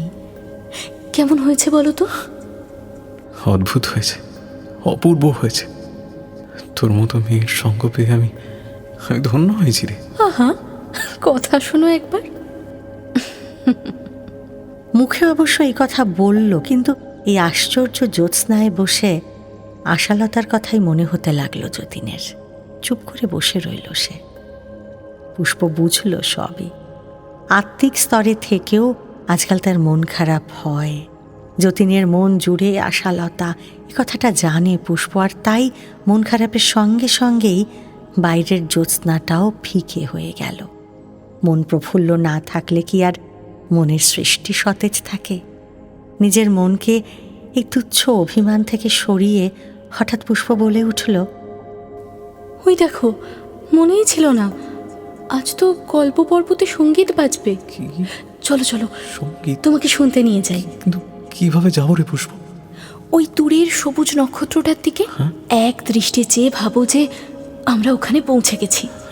ভাবো যতীনদা, ভাবো। ভাববো, আচ্ছা, ভাবছি ভাবছি ভাবছি। আমরা ওখানে যাচ্ছি। পুষ্প, পুষ্প দেখ, ওই গ্রহটা আমাদের টেনে নিয়ে যাচ্ছে। দেখ দেখ পুষ্প, অন্ধকারের মধ্যে দিয়ে কি জোরে যাচ্ছি আমরা। পুষ্প, পৌঁছে গেছি যতীনদা। এটাই শুক্র গ্রহ, বুঝলে? আকাশের রংটা এখানে ভারী অদ্ভুত। ধূসর মেশানো বেগুনি রঙের এমন আকাশ ওরা আগে কখনো দেখেনি। এ এক অদ্ভুত দেশে এসে পড়েছে ওরা। চারিদিকে আলোর পাহাড়, এক একটা আলোর এক এক রকম রং। পাহাড়ের মাথায় আলোর মালা, এখানকার গাছে কি অদ্ভুত ফুল। একটা ফুল তুলে নিলেই সেই বোঁটায় সঙ্গে সঙ্গে আরও একটা ফুলের জন্ম হচ্ছে। আর কি আশ্চর্য, ফুল আর গাছগুলো থেকেও আলো ঠিকরে নামছে। সে আলো আবার জোনাকির মতো জ্বলছে আর নিভছে। একটু পরেই একটা অদ্ভুত পাহাড় দেখা গেল। তার ওপরের অংশটা সমতল, সেখানে দেবদেবীরা এসে নেমেছেন। তাদের আলোয় জায়গাটা আরো আলোকময় হয়ে উঠেছে। চতুর্দিকে তাদের দেহের সুবাস ছড়িয়ে পড়ছে। একটু পরেই সেই পাহাড় চূড়ো থেকে অপূর্ব ও মধুর সুরের ঢেউ ছড়িয়ে পড়ল। শব্দটা অনেকটা যন্ত্র সঙ্গীতের মতো। দেবতারা পরম শ্রদ্ধায় মাথা নামিয়ে সেই সুর শুনতে লাগলেন। এমন সুর আগে শোনেনি যতীন। সুরটা শুনতে শুনতে তার মনে হলো যে সে আর পৃথিবীর কোনো সাধারণ আত্মা নয়, বরং সে এক মুক্ত, বিরাট এবং অমৃতের অধিকারী দেবতা।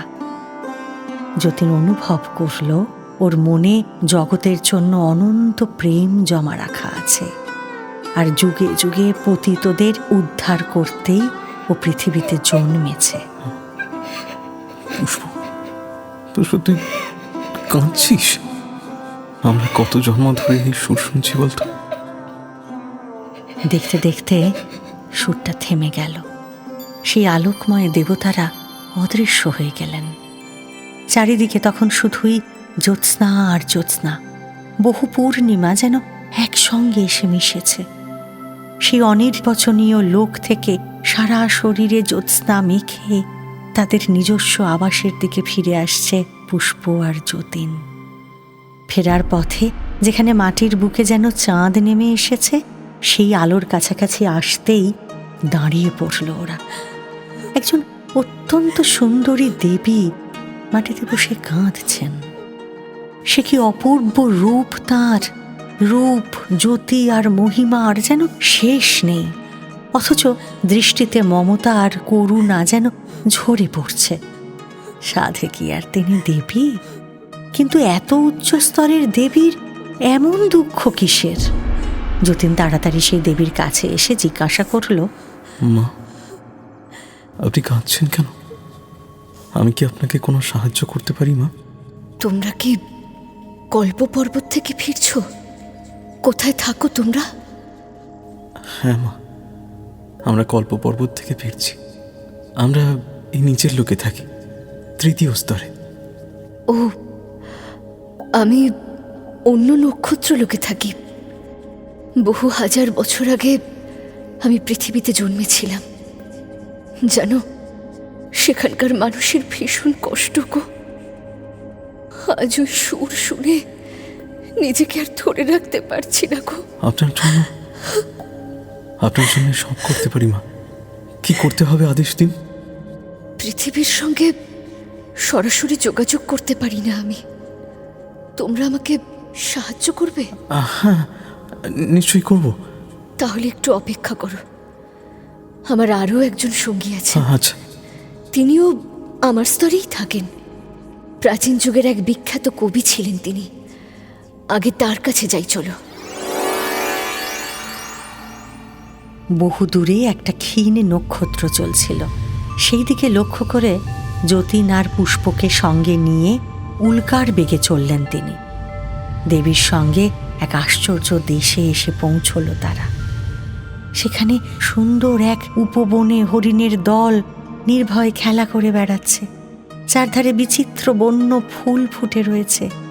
এক সৌম্য মূর্তি জ্যোতির্ময় আত্মা সেই উপবনের নির্জনে বসে কি যেন লিখে চলেছেন। তাদের নিয়ে সেই সৌম্য আত্মার কাছে এসে দাঁড়ালেন দেবী। তোমাদের সামনে যিনি বসে আছেন তিনি রামায়ণ রচয়িতা বাল্মীকি, আর আমি ওর মানুষ কন্যা সীতা। কি শুনছি আমরা? আমাদের এত ভাগ্য। বাবা, কল্প পর্বতের পথে এদের সঙ্গে দেখা। এদের নিয়েই পৃথিবীতে যাব আমরা। যতীন আর পুষ্প এবার চমকে উঠল। ভগবতী দেবী জানকী, সীতা, মহাকবি বাল্মীকি, তারা ভারতবর্ষের ছেলে মেয়ে, সীতার নামে তাদের সারা শরীরে বিদ্যুৎ খেলে গেল। কত যুগ ধরে ভারতের আকাশ বাতাস যে পূর্ণ নামে মুখরিত, সেখানকার বনের পাখিও যে নামে গান গায়, সেই ভগবতী দেবী জানকী আজ তাদের সম্মুখে। এ কি স্বপ্ন না মায়া না মতিভ্রম? বুঝতে পারল না তারা। যতীন আর পুষ্পকে দেখে ওদিকে হাসতে হাসতে বাল্মীকি বললেন, এসো এসো এসো, বসো। এই হলো আমার আশ্রম। ওই যে দেখছো, ওই পাশেই তমসা নদী। পৃথিবীতে যা আমার প্রিয় ছিল, এখানে সেই সবই সৃষ্টি করেছি। সীতাও আমারই সৃষ্টি। সবটা তো বুঝতে পারলাম না দেব। এই লোকে চিন্তা দিয়েই ইচ্ছে মতো সৃষ্টি করে ফেলা যায়। এই দেখো না, আমি গোধূলি ভালোবাসি, তো তাই এখানে সব সময় গোধূলি হয়ে থাকে। আচ্ছা দেব, শ্রীরামচন্দ্র তবে কোথায়? ওনার দর্শন কি পাওয়া যাবে? সীতাকে যত আন্তরিক আগ্রহ নিয়ে সৃষ্টি করেছিলাম, রামচন্দ্রকে ততটা সহানুভূতি নিয়ে গড়িনি। আর সেই জন্যে আমার স্বর্গে শুধু সীতাই আছেন। রাম, লক্ষ্মণ, ভরত এরা কেউ নেই। তবে কি দেব, সীতা বা রামচন্দ্র সত্যি সত্যি কেউ ছিলেন না? হয়তো ছিলেন, কিন্তু আমি তাদের জানি না। আমার কাব্যের রাম, আমার কাব্যের সীতা, তারা শুধু আমারই সৃষ্টি। বাবা, পৃথিবীতে যাবে না? তুই তো জানিস সীতা, পৃথিবীতে গিয়ে আমি কিছু করতে পারি না। বহুকাল আগে ভবভূতিকে দিয়ে একখানা কাব্য লিখিয়েছিলাম। আহা হা, চমৎকার হয়েছিল। কিন্তু তারপর মধুসূদনের ওপর আর প্রভাব বিস্তার করতে পারলাম না। পারলেন না দেব? তার মানে? আমার প্রভাবে মেঘনাদ বধ লেখেনি, ওই কয়েকটি ভিনদেশি কবি ওকে গ্রাস করে রেখেছিল। আমি তো গিয়েও ফিরে এলাম। শোন সীতামা, বলো বাবা। তুই একাই এদের নিয়ে যামা, আমি আর যেতে চাই না। আচ্ছা বাবা, তাই হবে। আমি তবে একাই যাই।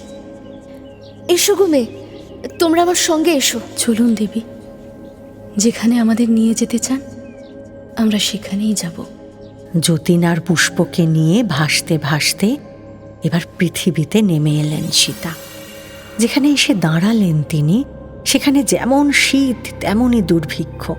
গ্রামের পর গ্রাম জুড়ে মানুষের হাহাকার, আর রাস্তার ধারে মৃতদেহের স্তূপ। পচা মরার গন্ধে বাতাস ভারী হয়ে উঠছে। পুলিশের লোক জেলের কয়েদিদের দিয়ে লাশ বয়ে নিয়ে যাচ্ছে, আর যারা বেঁচে আছে শেষ ভরসার আশায় দল বেঁধে শহরের দিকে ছুটছে তারা। কিন্তু সেখানেও নিস্তার নেই। দারুণ শীতে রাস্তায় ল্যাম্পপোস্টের নিচে জবুথবু হয়ে মৃত্যুর জন্য অপেক্ষা করা ছাড়া তাদের আর কোনো গতি নেই। এই সব নিরন্ন মানুষকে দেখে দেবীর চোখে জল এলো। দুর্ভিক্ষে মৃত এইসব মানুষজন আত্মিক লোকে এসে যাতে আরও কষ্ট না পায়, তাই ইতিমধ্যেই আরও কয়েকজন আত্মা তাদের সাহায্য করতেই কাজ শুরু করেছেন। দেবীকে দেখে এমনই এক আত্মা এগিয়ে এসে আলাপ করলেন। বহুকাল আগে এই সোভিয়েত রাশিয়ায় তার জন্ম হয়েছিল। অত্যাচারী শাসকের হাতে জমি জায়গা সব উজাড় হয়ে যায় বলে সেখানে দুর্ভিক্ষ লেগেই থাকে। এই আত্মা তাই দুর্ভিক্ষের যন্ত্রণাটা বোঝেন। সীতাদেবী সেই মেয়েটির হাত জড়িয়ে ধরলেন। মেয়েটি বললেন, আমি এই দেশের মেয়ে ছিলাম, আর ওই যে ওই ডাক্তারবাবুকে দেখছেন, উনিও এক উচ্চ শ্রেণীর আত্মা। আমি এসে থেকেই দেখছি যে উনি পথের মানুষের জন্য কাজ করে চলেছেন। কে উনি? ডাক্তারবাবু আজীবন গরিবদের জন্য কাজ করেছেন। সরকারের সঙ্গে বিরোধ ছিল বলে স্ট্যালিনও তাঁকে দেখতে পারতেন না। মৃত্যুর পরে উনি রাশিয়ার গরিবদের ছেড়ে যেতে চান না। ডাক্তারবাবু মানে ডাক্তার আমেন্ডোর কথা শুনতে শুনতে সীতাদেবীর চোখে জল এলো। যতীন আর পুষ্প বিভোর হয়ে তাঁর কথা শুনছিল। এই ডাক্তারবাবু শ্রমিকদের মধ্যে কাজ করতে করতেই সংক্রামক আমাশা রোগে মারা যান। এখন তিনি আত্মিক লোকের চতুর্থ স্তরে থাকেন। রাশিয়া সেই মেয়েটি এবার ডাক্তারবাবুকে ডেকে নিয়ে এলো। আপনারা ভারতবর্ষের লোক ছিলেন, তাই না? হ্যাঁ, আপনাদেরকে দেখলেই বোঝা যায়। আমরা ভারতবর্ষেই জন্মেছিলাম। এই দেখুন না, এ দেশের লোক কেমন ভগবানকে এই দেশ থেকে তাড়িয়ে দিচ্ছে। রাশিয়াতে উচ্চ স্তরের আত্মারা না এলে আমি কোনো কাজ করতে পারছি না। কিন্তু এখানে আপনাদের মতো মহাত্মারা আছেন তো? হ্যাঁ, আছি, কিন্তু দ্বিতীয় তৃতীয় স্তরের আত্মার সাহায্য না নিয়ে আমরা তো কিছু করতে পারি না, তাই না? হ্যাঁ, তেমন কয়েকজন লোক জোগাড় করে এনেছি বটে, কিন্তু কি জানেন, ওরা না মন দিয়ে কাজ করছে না। আমাদের দুজনকে দয়া করে দলে নিন। হ্যাঁ, তবে একটা অনুরোধ। বলুন না। আমাদের ভারতবর্ষেও দুর্ভিক্ষে আর বন্যায় লোকে বড় কষ্ট পায়। সে নিয়ে আপনি ভাববেন না। এই যেখানেই লোকে দুঃখ পাচ্ছে সেখানেই আমরা থাকবো। ওই যাকে বলে এই সারা পৃথিবী আমাদের দেশ। তবে আসল সমস্যাটা না অন্য জায়গায়, জানেন? কি সমস্যা ডাক্তারবাবু? দু একজনে হবেই না, এই অনেক আত্মা মিলে চেষ্টা করলে তখন চিন্তার একটা বিরাট ঢেউ তৈরি হবে। তার শক্তি আর টান অনেক অনেক বেশি। আচ্ছা, আপনার এই কাজে আরো উচ্চ স্তরের কোনো আত্মা আসেন না কেন? আসলে পৃথিবীতে এলে তারা আমাদের চেয়েও বেশি অসহায় হয়ে পড়েন, তাই আমাদের মধ্যে দিয়েই তারা কাজ করেন। তবে অনেকেই আসেন। কই দেখতে পাচ্ছি না তো। আসলে আরো সূক্ষ্ম না হলে তাদের দেখা যায় না। স্থূল মনের ওপর তাদের কোনো ছাপ পড়বে না। আবার অনেক সময় তারা এসব থেকে অনেক দূরে থাকেন। এ কেমন কথা? তাদের মনে কোনো করুণা হয় না?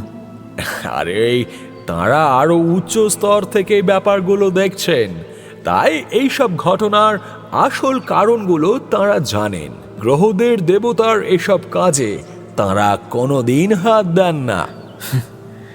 এই আত্মিক লোকের কত খবর আমি এখনো জানি না। এসব জানার জন্য মনটা ভারী ছটফট করছে। আরে জানবেন বই কি, এই আগ্রহটাই আপনার শিক্ষক। তবে পৃথিবীর বন্ধন না কাটাতে পারলে আত্মিক লোকের সব কথা জানতে পারবেন না আপনি, আর তাতে পৃথিবীর কোনো উপকারও হবে না। আমাকে দিয়ে পৃথিবীর উপকার হবে? হ্যাঁ, হবে, নিশ্চয়ই হবে। কারণ আপনাদের মতো পবিত্র আত্মার মাধ্যমেই তো ঈশ্বর মানুষের ডাকে সাড়া দেন, তাদের কৃপা করেন। এটা কিভাবে সম্ভব? দেখুন, আপনারা পৃথিবীর কাছাকাছি স্তরে আছেন, তাই আপনাদের মধ্যে দিয়েই তাঁর শক্তি পৃথিবীতে এসে পড়ে। আপনারাই তো তাঁর যন্ত্রস্বরূপ। কিছু কি বুঝলেন? ডাক্তার আমেন্দ্রর কথায় অদ্ভুত প্রেরণা পেল যতীন। সে ভাবল আজ থেকে সে নিজেকে আরো বিরাট আর মহান বলে ভাববে। তবেই তো এই লোকে থাকাটা তার সার্থক হবে। নিজেদের আসল দায়িত্বের কথা জানতে পেরে যতীন এখন মনে মনে আরও পরিণত হয়ে উঠেছে। আজকাল মাঝে মাঝেই সীতাদেবী তাদের কাছে আসেন। সীতাদেবীকে যতীনের মূর্তিমতি করুণা ছাড়া আর কিছু মনে হয় না, তাই তাকে করুণা দেবী বলে ডাকে সে। ঊর্ধ্বলোক থেকে ফল ফুল নিয়ে আসেন সীতাদেবী, তবে সে ফল তক্ষুনি খেয়ে ফেলতে হয়, নইলে এই নিম্নতর লোকে বেশিক্ষণ সে ফল রাখা যায় না। ঊর্ধ্বলোকের সেই ফলের গুণেই কিনা কে জানে যতীনের মনের শক্তি এখন বহু গুণ বেড়ে গেছে। সীতাদেবীর করুণার স্পর্শ লেগেছে তার মনে। সেদিন তাদের দুজনকে নিয়ে সীতাদেবী এলেন বাংলাদেশের মধুমতি নদীর ধারে। এই জায়গাটা তো তেমন ভালো করে চিনতে পারছি না মা। রাজা সীতারাম রায়ের আমলে এইখানে ছিল বড়গঞ্জ নকিবপুর। সেসব কবেই ধ্বংস হয়ে গেছে। এখানে আমাদের কি করতে হবে মা? বনের মধ্যে ওই যে খড়ের বাড়িটা দেখছো, ওটা কিন্তু আসল বাড়ি নয়, আত্মিক লোকের চিন্তা শক্তি দিয়ে ওই বাড়িটা বানানো হয়েছে। ওখানে এখন যে থাকে সেও আর বেঁচে নেই। তাহলে সে এখানে কি করছে মা? বিভ্রান্তিতে পড়ে আছে। তার মনে হচ্ছে সে বুঝি বেঁচে আছে, কিন্তু কেউ তাকে দেখতে পাচ্ছে না, তার কথা শুনতেও পাচ্ছে না। এমন কেন হলো মা? ওর নাম দানু পাড়ুই। স্ত্রীকে খুন করে পুলিশের ভয়ে পালিয়ে বেড়াতো। তারপর নিউমোনিয়ায় মারা যায়। কিন্তু ও যে মরে গেছে সে কথাটাই 30 বছরেও বুঝতে পারিনি। তাহলে তো সে একেবারে নিম্ন স্তরের আত্মা। আমি অনেকবার ওকে বোঝানোর চেষ্টা করেছি, কিন্তু ও আমাকেও দেখতে পায় না, পুষ্পকেও দেখতে পাবে না, মৃত পরিজনরাও ওর কাছে আসে না। তুমি ওকে উদ্ধার করো যতীন। আমি? আচ্ছা, নিজের মৃত্যুর কথাটা বুঝতে না পারলে ও কি হবে মা? কতকাল যে এখানে এভাবে বদ্ধ হয়ে পড়ে থাকবে তা কেউ জানে না।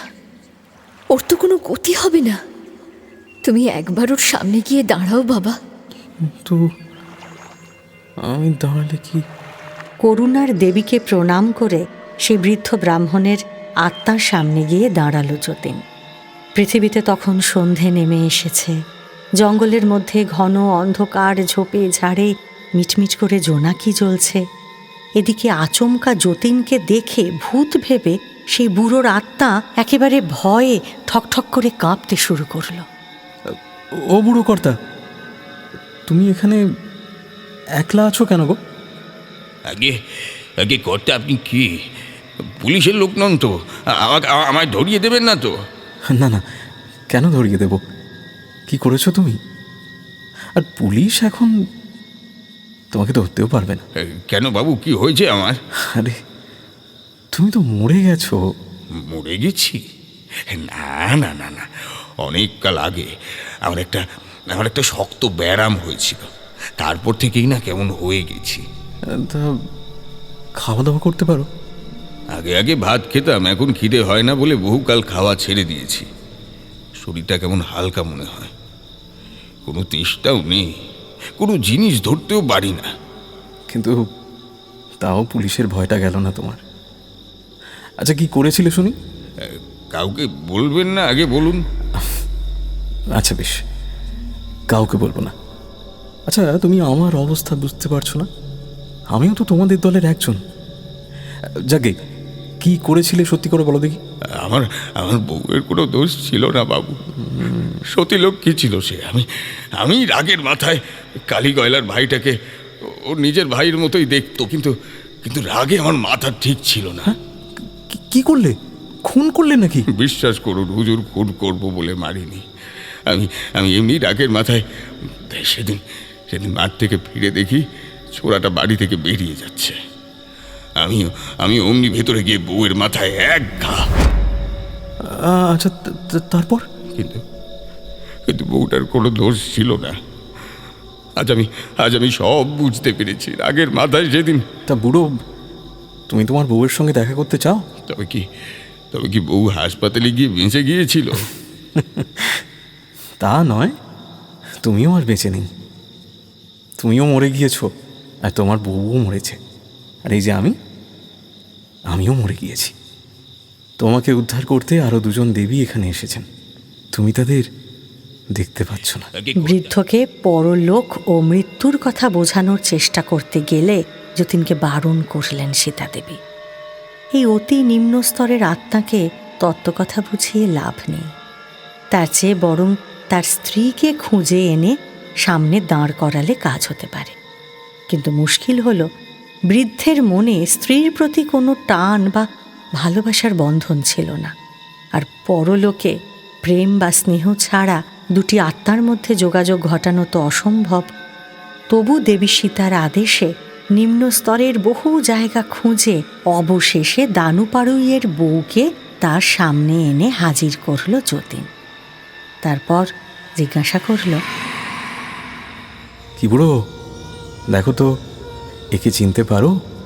আরে বড় বউ যে, তুমি কোত্থেকে এলে? হ্যাঁ, মুগুরের বাড়ি মাথায় দিয়ে ভেবেছিলে হাত থেকে বুঝি এড়ালি। তার হলো না। বড় বউ, তুমি তাহলে বেঁচে আছো? হ্যাঁ হ্যাঁ, এখন তুমিও যা আমিও তা, দুজনেই মরে ভূত হয়ে গেছি। আজ এরা সব এসেছেন, তাই এদের দয়ায় উদ্ধার হয়ে গেলে। একে প্রণাম করো। তুমি তো মরেছ, আমিও মরেছি। হ্যাঁ হ্যাঁ, তুমিও মরেছো। এসো আমার সঙ্গে, বাকিটা আমি বুঝিয়ে দিচ্ছি। বৃদ্ধ আর তার বউ যতীনের পায়ে হাত দিয়ে প্রণাম করল। তারপর বৃদ্ধর হাত ধরে অদৃশ্য হয়ে গেল তার বউ। যতীন মনে মনে ভাবল, পতিতের ওপর এমন দয়া না থাকলে কি আর দেবী হওয়া যায়? মূর্তিমতী করুণার দেবীকে যত সে দেখছে ততই বিস্মিত হচ্ছে। মনে মনে দেবী সীতার মহিমার কথা ভাবতে ভাবতেই নিজেদের স্তরে ফিরছিল যতীন। এমন সময় তিনজনেই আচমকা থেমে গেলেন। মহাশূন্যের বুকে ছোট্ট একটা দ্বীপের ওপর দিয়ে ভেসে যাওয়ার সময় অতুলনীয় তেজে যেন চোখ ধাঁধিয়ে গেল। দেবীর আর যাওয়া হলো না। করুণার দেবী বললেন, ওই দেখো পুষ্প, ওখানে কে বসে আছেন দেখো। তোমাদের বড় ভাগ্য যে ওকে দেখতে পেলে। উনি কে মা? আজ তোমরা এক দুর্গত আত্মাকে তার সঙ্গিনীর সঙ্গে মিলিয়ে দিয়ে এলে। সেই পুণ্য বলে এর দর্শন ঘটল। ইনি স্বয়ং প্রেমের দেবী। প্রেমের দেবী? হ্যাঁ যতীন, পৃথিবী এবং পৃথিবীর বাইরেও প্রেমিক আত্মার মিলন ঘটিয়ে দেন ইনি। ইনি একা নন, এর অনেক সঙ্গী সাথী আছেন। এসো, দেবীকে প্রণাম করে যাও। সে দেবী অপূর্ব সুন্দরী। এমন আশ্চর্য মাধুরী এর আগে কখনো দেখেনি যতীন। তার অঙ্গ থেকে স্বচ্ছ নীল আভা বেরিয়ে আসছে, আর সেই আভায় সামনের পাথরটাকে অবধি দামি পান্না বলে মনে হচ্ছে।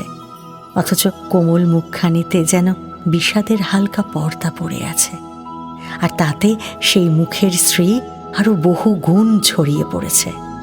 সীতাদেবীর সঙ্গে সেই প্রেমের দেবীর সামনে এসে দাঁড়ালো যতীন আর পুষ্প। তাদের পরিচয় করিয়ে দেবী সীতা বললেন, দেবী, এরা আপনার সঙ্গে দেখা করতে এসেছে। এরা পৃথিবীর লোক। মেয়েটি একে ভালোবাসত। মেয়েটি আগে মারা যায়, তারপর এই লোকে এসে বহুদিন অপেক্ষা করেছিল। সম্প্রতি তাদের মিলন হয়েছে। আমি জানি সখী, এর নাম পুষ্প আর ওর নাম যতীন। আমি ওদের উপর দৃষ্টি রাখিনি ভেবেছ? আমার মণ্ডলীতে এদের জায়গা দেব বলেই তো বসে আছি। আপনার যে কোনো কাজ করতে পারলে আমরা ধন্য হব দেবী। কি জানো, তোমাদের প্রেম খুব সৎ, তাই তোমাদের দিয়েই আমার কাজ হবে। সময় হলে আমি ঠিক ডেকে নেব তোমাদের। এখন তোমরা বরং নিজেদের লোকেই ফিরে যাও। করুণার দেবীর আশীর্বাদ নিয়েই এবার তারা প্রণয় মণ্ডলীর দূত হয়ে এলো। প্রেমের দেবী তাদের বুঝিয়েছেন যে প্রেম আর করুণা একে অন্যকে জড়িয়ে থাকে, কেউ কারোর চেয়ে আলাদা নয়। একটি ছাড়া অন্যটি অর্থহীন। আর তাই সার্থকভাবে তার কাজ করতে পারলে করুণার দেবীও তাদের অবশ্যই দর্শন দেবেন। দুই দেবীকে প্রণাম করে পরিপূর্ণ মনে নিজেদের ইচ্ছে বাড়িতে ফিরে এলো যতীন আর পুষ্প। কয়েকটা দিন পরেই পুষ্পর কাছে সেই প্রেমের দেবীর ডাক এলো। তার ঘরটা যেন রঙিন আলোর মৃদু জ্যোতিতে ভরে উঠল। পুষ্প বুঝল এ নিশ্চয়ই কোনো উচ্চতর লোকের ডাক। সেই আলোর রেখা ধরে মহাশূন্যের পথে উঠে গেল পুষ্প। কিন্তু যে স্তরে সে উঠে এলো, এই স্তরে আসতে তার মতো আত্মাকেও অনেক কষ্টে নিজের চেতনা ধরে রাখতে হয়েছে। সেই স্বর্গের মাটিতে পা দেওয়ার সঙ্গে সঙ্গে তার সমস্ত অনুভূতি এত তীব্র হয়ে উঠল যে তাকে সহ্য করাটাই মহা দায় হয়ে উঠল তার। দেবতা ছাড়া এ তীব্রতা কেউ সহ্য করতে পারে না। সেই রঙিন রেখা ধরে ধরে এক সময় প্রণয় দেবীর দর্শন পেল পুষ্প। পুষ্প বুঝল এই তাহলে সেই প্রণয় মণ্ডল। কিন্তু দেবীকে দেখে সে অবাক হয়ে গেল। এখন তাকে আরো তরুণ, আরো স্বচ্ছ দেখাচ্ছে। তার এই রূপ তো সে আগের বার দেখেনি। পুষ্পকে অবাক হতে দেখে দেবী বললেন, আমাকে দেখে অবাক হয়েছ তাই না?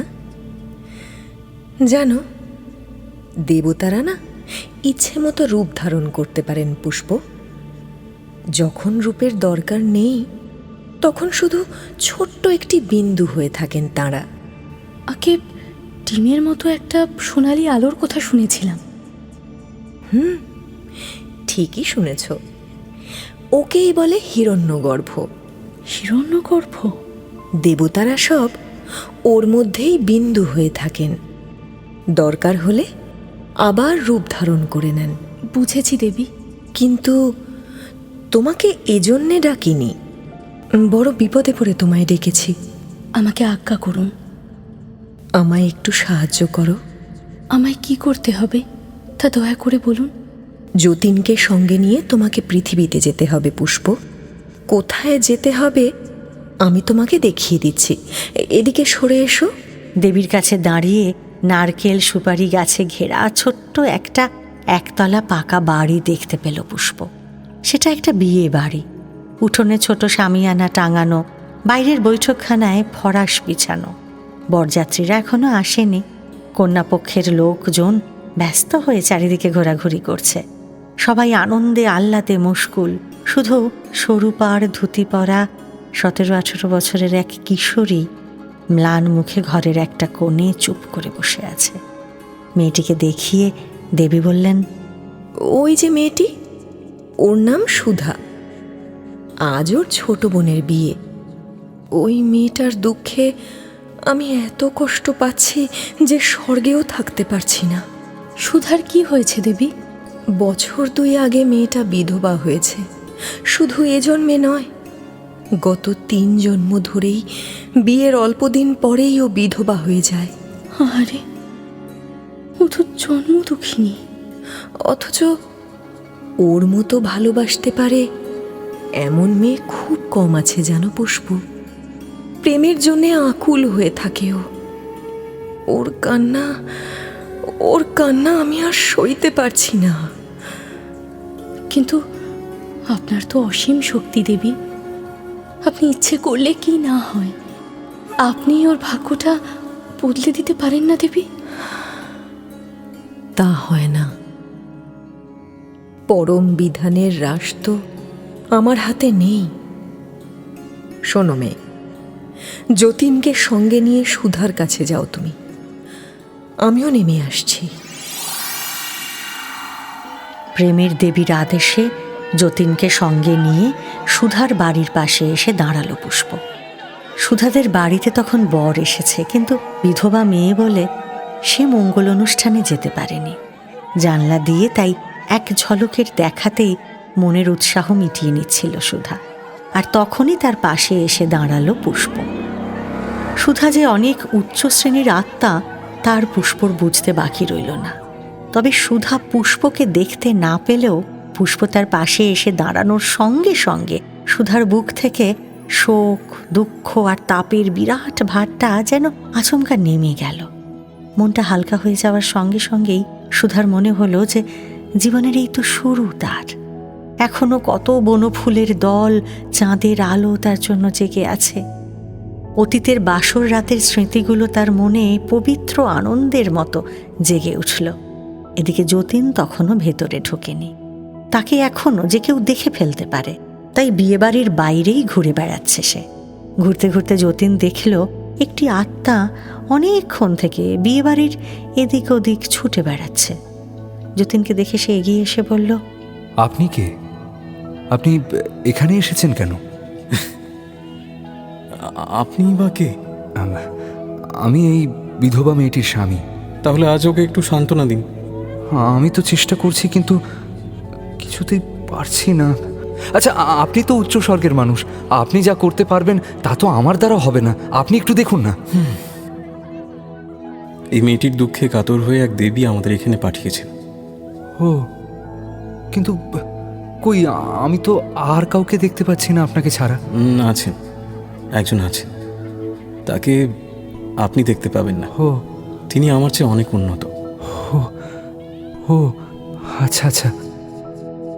ইতিমধ্যেই সেখানে নীলাভ দ্যুতির অনাবিল শান্তির বিকিরণ ছড়িয়ে প্রেমের দেবী এসে নামলেন। যতীন অবশ্য তাকে দেখতে পেল না। পুষ্পর ইঙ্গিতে তার সঙ্গে সঙ্গে যতীনও মাথা নত করে দেবীকে প্রণাম করল। সেই আত্মাও অবাক হয়ে হাত জোড় করেই রইল। তবে স্বচক্ষে দেবীর দর্শন না পেলে কি হবে? তিনি প্রকাশিত হওয়ার সঙ্গে সঙ্গে তাদের সকলের মন বড় স্নিগ্ধ হয়ে উঠল। সেই অনামী আত্মার ভেতর থেকেও সমস্ত বিষাদ আর যন্ত্রণা ঘুচে গেল। এবার প্রেমের দেবী পুষ্পকে বললেন, জানো পুষ্প, এদের ফেলে আমার কোথাও থেকে সুখ নেই। এই মেয়েটার মতো কত শত মানুষ যে প্রেমের জন্য কাঁদছে, তাদের ফেলে আমি স্বর্গে যাই কি করে বলো তো? আপনার আশীর্বাদে ওরা কি নিজেদের প্রেম ফিরে পেতে পারে না দেবী? সেই পরম নিয়ন্তার হাতেই তো সব। আমার শক্তি আর কতটুকু? চলো পুষ্প, সুধার কাছে যাই। বিয়েবাড়ির আলো থেকে নিজেকে আড়াল করে রান্নাঘরের এক কোণে এসে অঝরে তখন কেঁদে যাচ্ছে সুধা। তার স্বামীর আত্মা তার পাশেই দাঁড়িয়ে আছে, তারও চোখে জল। অথচ মরণের জবনিকার আড়ালে প্রেমের এই শাশ্বত টানটা পুষ্পকে মুগ্ধ করলেও সুধা তা দেখতে পেল না। প্রেম যে সত্যিই মরণজয়ী, অবাক হয়ে এই দৃশ্যই দেখতে লাগলো পুষ্প। অলক্ষ্যে প্রেমের দেবী এবার সুধার পাশে এসে দাঁড়িয়ে তার মাথায় হাত রাখলেন। কাঁদিস না মেয়ে, কাঁদিস না। আমি তোদের ঠিক মিলন ঘটিয়ে দেব। তোরাই তো আমার সব। তোদের ছেড়ে কোথায় যাই বলতো? সুধা আপনাকে দেখতে পাচ্ছে না দেবী? না, আমাকেও দেখতে পাবে না, তবে আমার স্পর্শে শান্তি পাবে সুধা। তোমার মাধ্যমেই আমার আসার পথটা সহজ হলো পুষ্প। এবার চলো আমরা ফিরে যাই। যতীন বিষণ্ণ মনে এক পাশে দাঁড়িয়েছিল।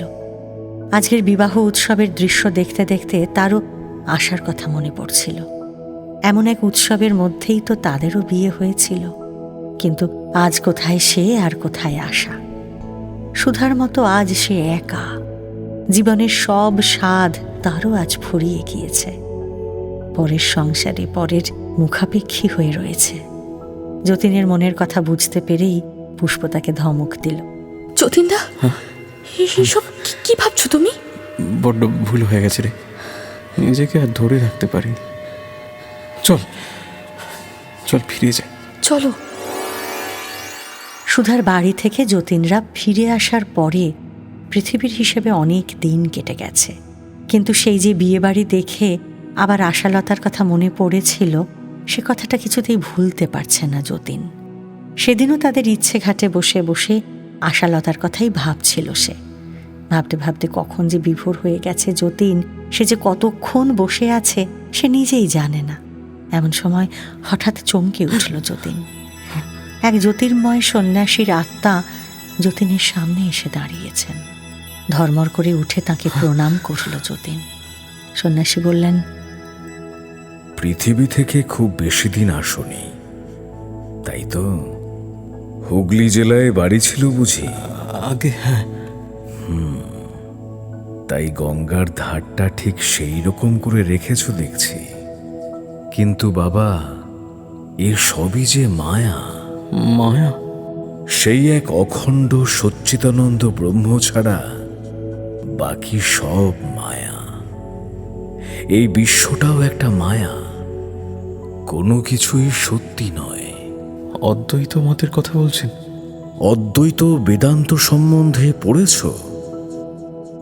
কিন্তু শুধু বই পড়লে কি হবে? প্রত্যক্ষ অনুভূতি দরকার। অনুভূতি? অদ্বৈতের অনুভূতি? অখণ্ড সচ্চিদানন্দকে বোধ করতে হবে। তুমি মোড়ে এখানে এসেছ, কিন্তু এখনো জ্ঞান জন্মায়নি। কি করে বুঝলেন? এই যে হুগলির ঘাট বানিয়ে রেখে দিয়েছ, অনেকেই এমন করে রেখেছে। আবারও কিন্তু পৃথিবীতে গিয়ে জন্ম নিতে হবে, মুক্তি মিলবে না। আগে মুক্তি মানে কি? ভগবানের সঙ্গে একাত্মবোধ, যোগ সাধনা ছাড়া তা সম্ভব নয়। জীবাত্মাকে পরমাত্মার সঙ্গে মিলতে হবে তো। আমাকে একটু বুঝিয়ে বলবেন দয়া করে? আমিও পৃথিবীতে তোমারই মতন মানুষ ছিলাম। যৌবনে স্ত্রী বিয়োগ হলো, সংসার মিথ্যে মনে হলো। তারপর সন্ন্যাস নিয়ে বেরিয়ে পড়লাম। তারপর কি হলো? গুরু লাভ হলো। আসামের এক জঙ্গলে 15 বছর যোগ অভ্যাস করবার পর একদিন গুরুর কৃপায় নির্বিকল্প সমাধি হলো। তারপর মুখে সে অবস্থার কথা বলা যায় না বাবা। এই যে তুমি এখানে বসে আছো, তুমি যে সেই সচ্চিদানন্দ ব্রহ্ম, এ কথা তোমার বিশ্বাস হয় কি? আমি? এ কি বলছেন আপনি? তুমি। আসলে মায়া তোমার চোখের সামনে পর্দা ফেলে রেখেছে, তাই এসব তুমি বুঝতে পারছো না। এই জগতের কর্তা আসলে তুমি শাশ্বত আত্মা। বুঝলে কিছু? আগে পড়েছি, তবে বুঝতে পারি না। একে বোঝা যায় না, শুধু উপলব্ধি করতে হয়। এই যে লোকে আছো, এটাই কিন্তু সব নয়, এর ওপরেও আরো লোক আছে। সেখানকার ক্ষমতা এর চেয়েও বেশি। আগে সে কথা শুনেছি। তবে সেই সব লোকও কিন্তু অনিত্য, তারও ওপরে নির্গুণ ব্রহ্ম বিরাজ করেন। আগ্রহ থাকলেই মানুষ সেখানে পৌঁছতে পারে। আর সেখানে পৌঁছতে পারলে কি দেখবে জানো? আগে না, আপনি বলে দিন, কি দেখবো সেখানে? দেখবে তুমি সেই বিরাট অমর অজর শাশ্বত ব্রহ্ম। বুঝেছ? জগতের সুখ দুঃখ শোক এসব আসলে কিছুই নেই। ব্রহ্মকে উপলব্ধি করতে পারলে তখন শুধুই আনন্দ। বাহ, এই আজ একটা নতুন কথা শিখলাম। আমি কি একবার আপনাকে প্রণাম করতে পারি? একদম নয়। নিজেকে ছোট ভেবে আমার পা ছুঁয়ে তোমার কি হবে? তুমি আমার চেয়ে তো ছোট নও। তুমি সেই।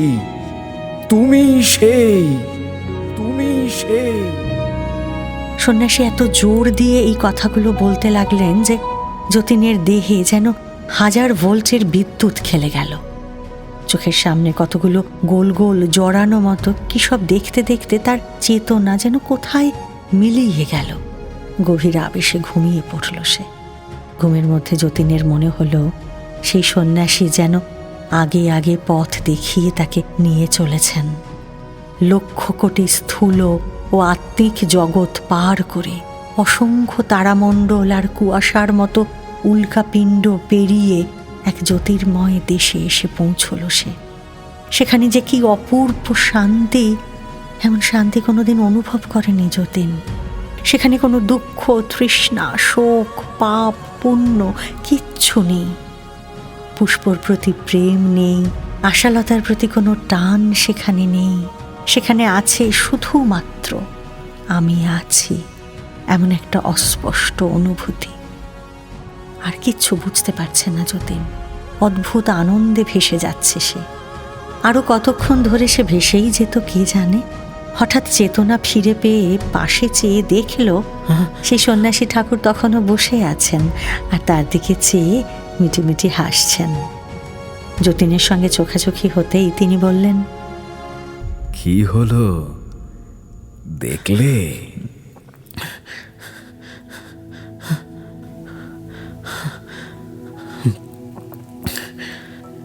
হে দেবতা, আমার সঙ্গিনীকে একটিবার দেখা দেবেন। তার নাম পুষ্প। তোমাদের 3 জন্ম ধরে আমি চিনি। কিন্তু এখনো সময় হয়নি। আর মেয়েদের পদ জ্ঞানের নয়, ভক্তির। তবে আমি তোমাদের সঙ্গেই আছি, ভয় পেও না।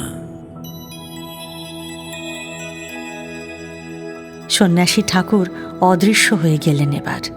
আর ঠিক তখনই যতীনের সামনে এসে পুষ্প জানালো যে আশালতার বড্ড বিপদ, তাদের শিগগির একবার সেখানে না গেলেই নয়। আশালতার বিপদের কথা শুনে দিশেহারা হয়ে গেল যতীন। একটু আগের সেই আনন্দ অনুভূতি সব ভুলে গিয়ে সে চঞ্চল হয়ে উঠল। আশালতার বিপদ হলে যতীন নিশ্চিন্তে থাকবে কি করে? যে করেই হোক তাকে ঝাঁপিয়ে পড়তেই হবে। উঠে দাঁড়ালো যতীন। পুষ্পর সঙ্গে পৃথিবীর পথে নেমে আসার জন্য প্রস্তুত হচ্ছে সে।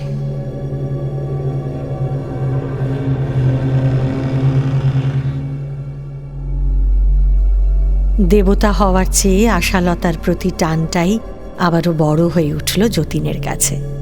কিন্তু পুষ্প কি সত্যিই তাকে ফিরতে দেবে, নাকি যতীনকে পরীক্ষা করছে সে?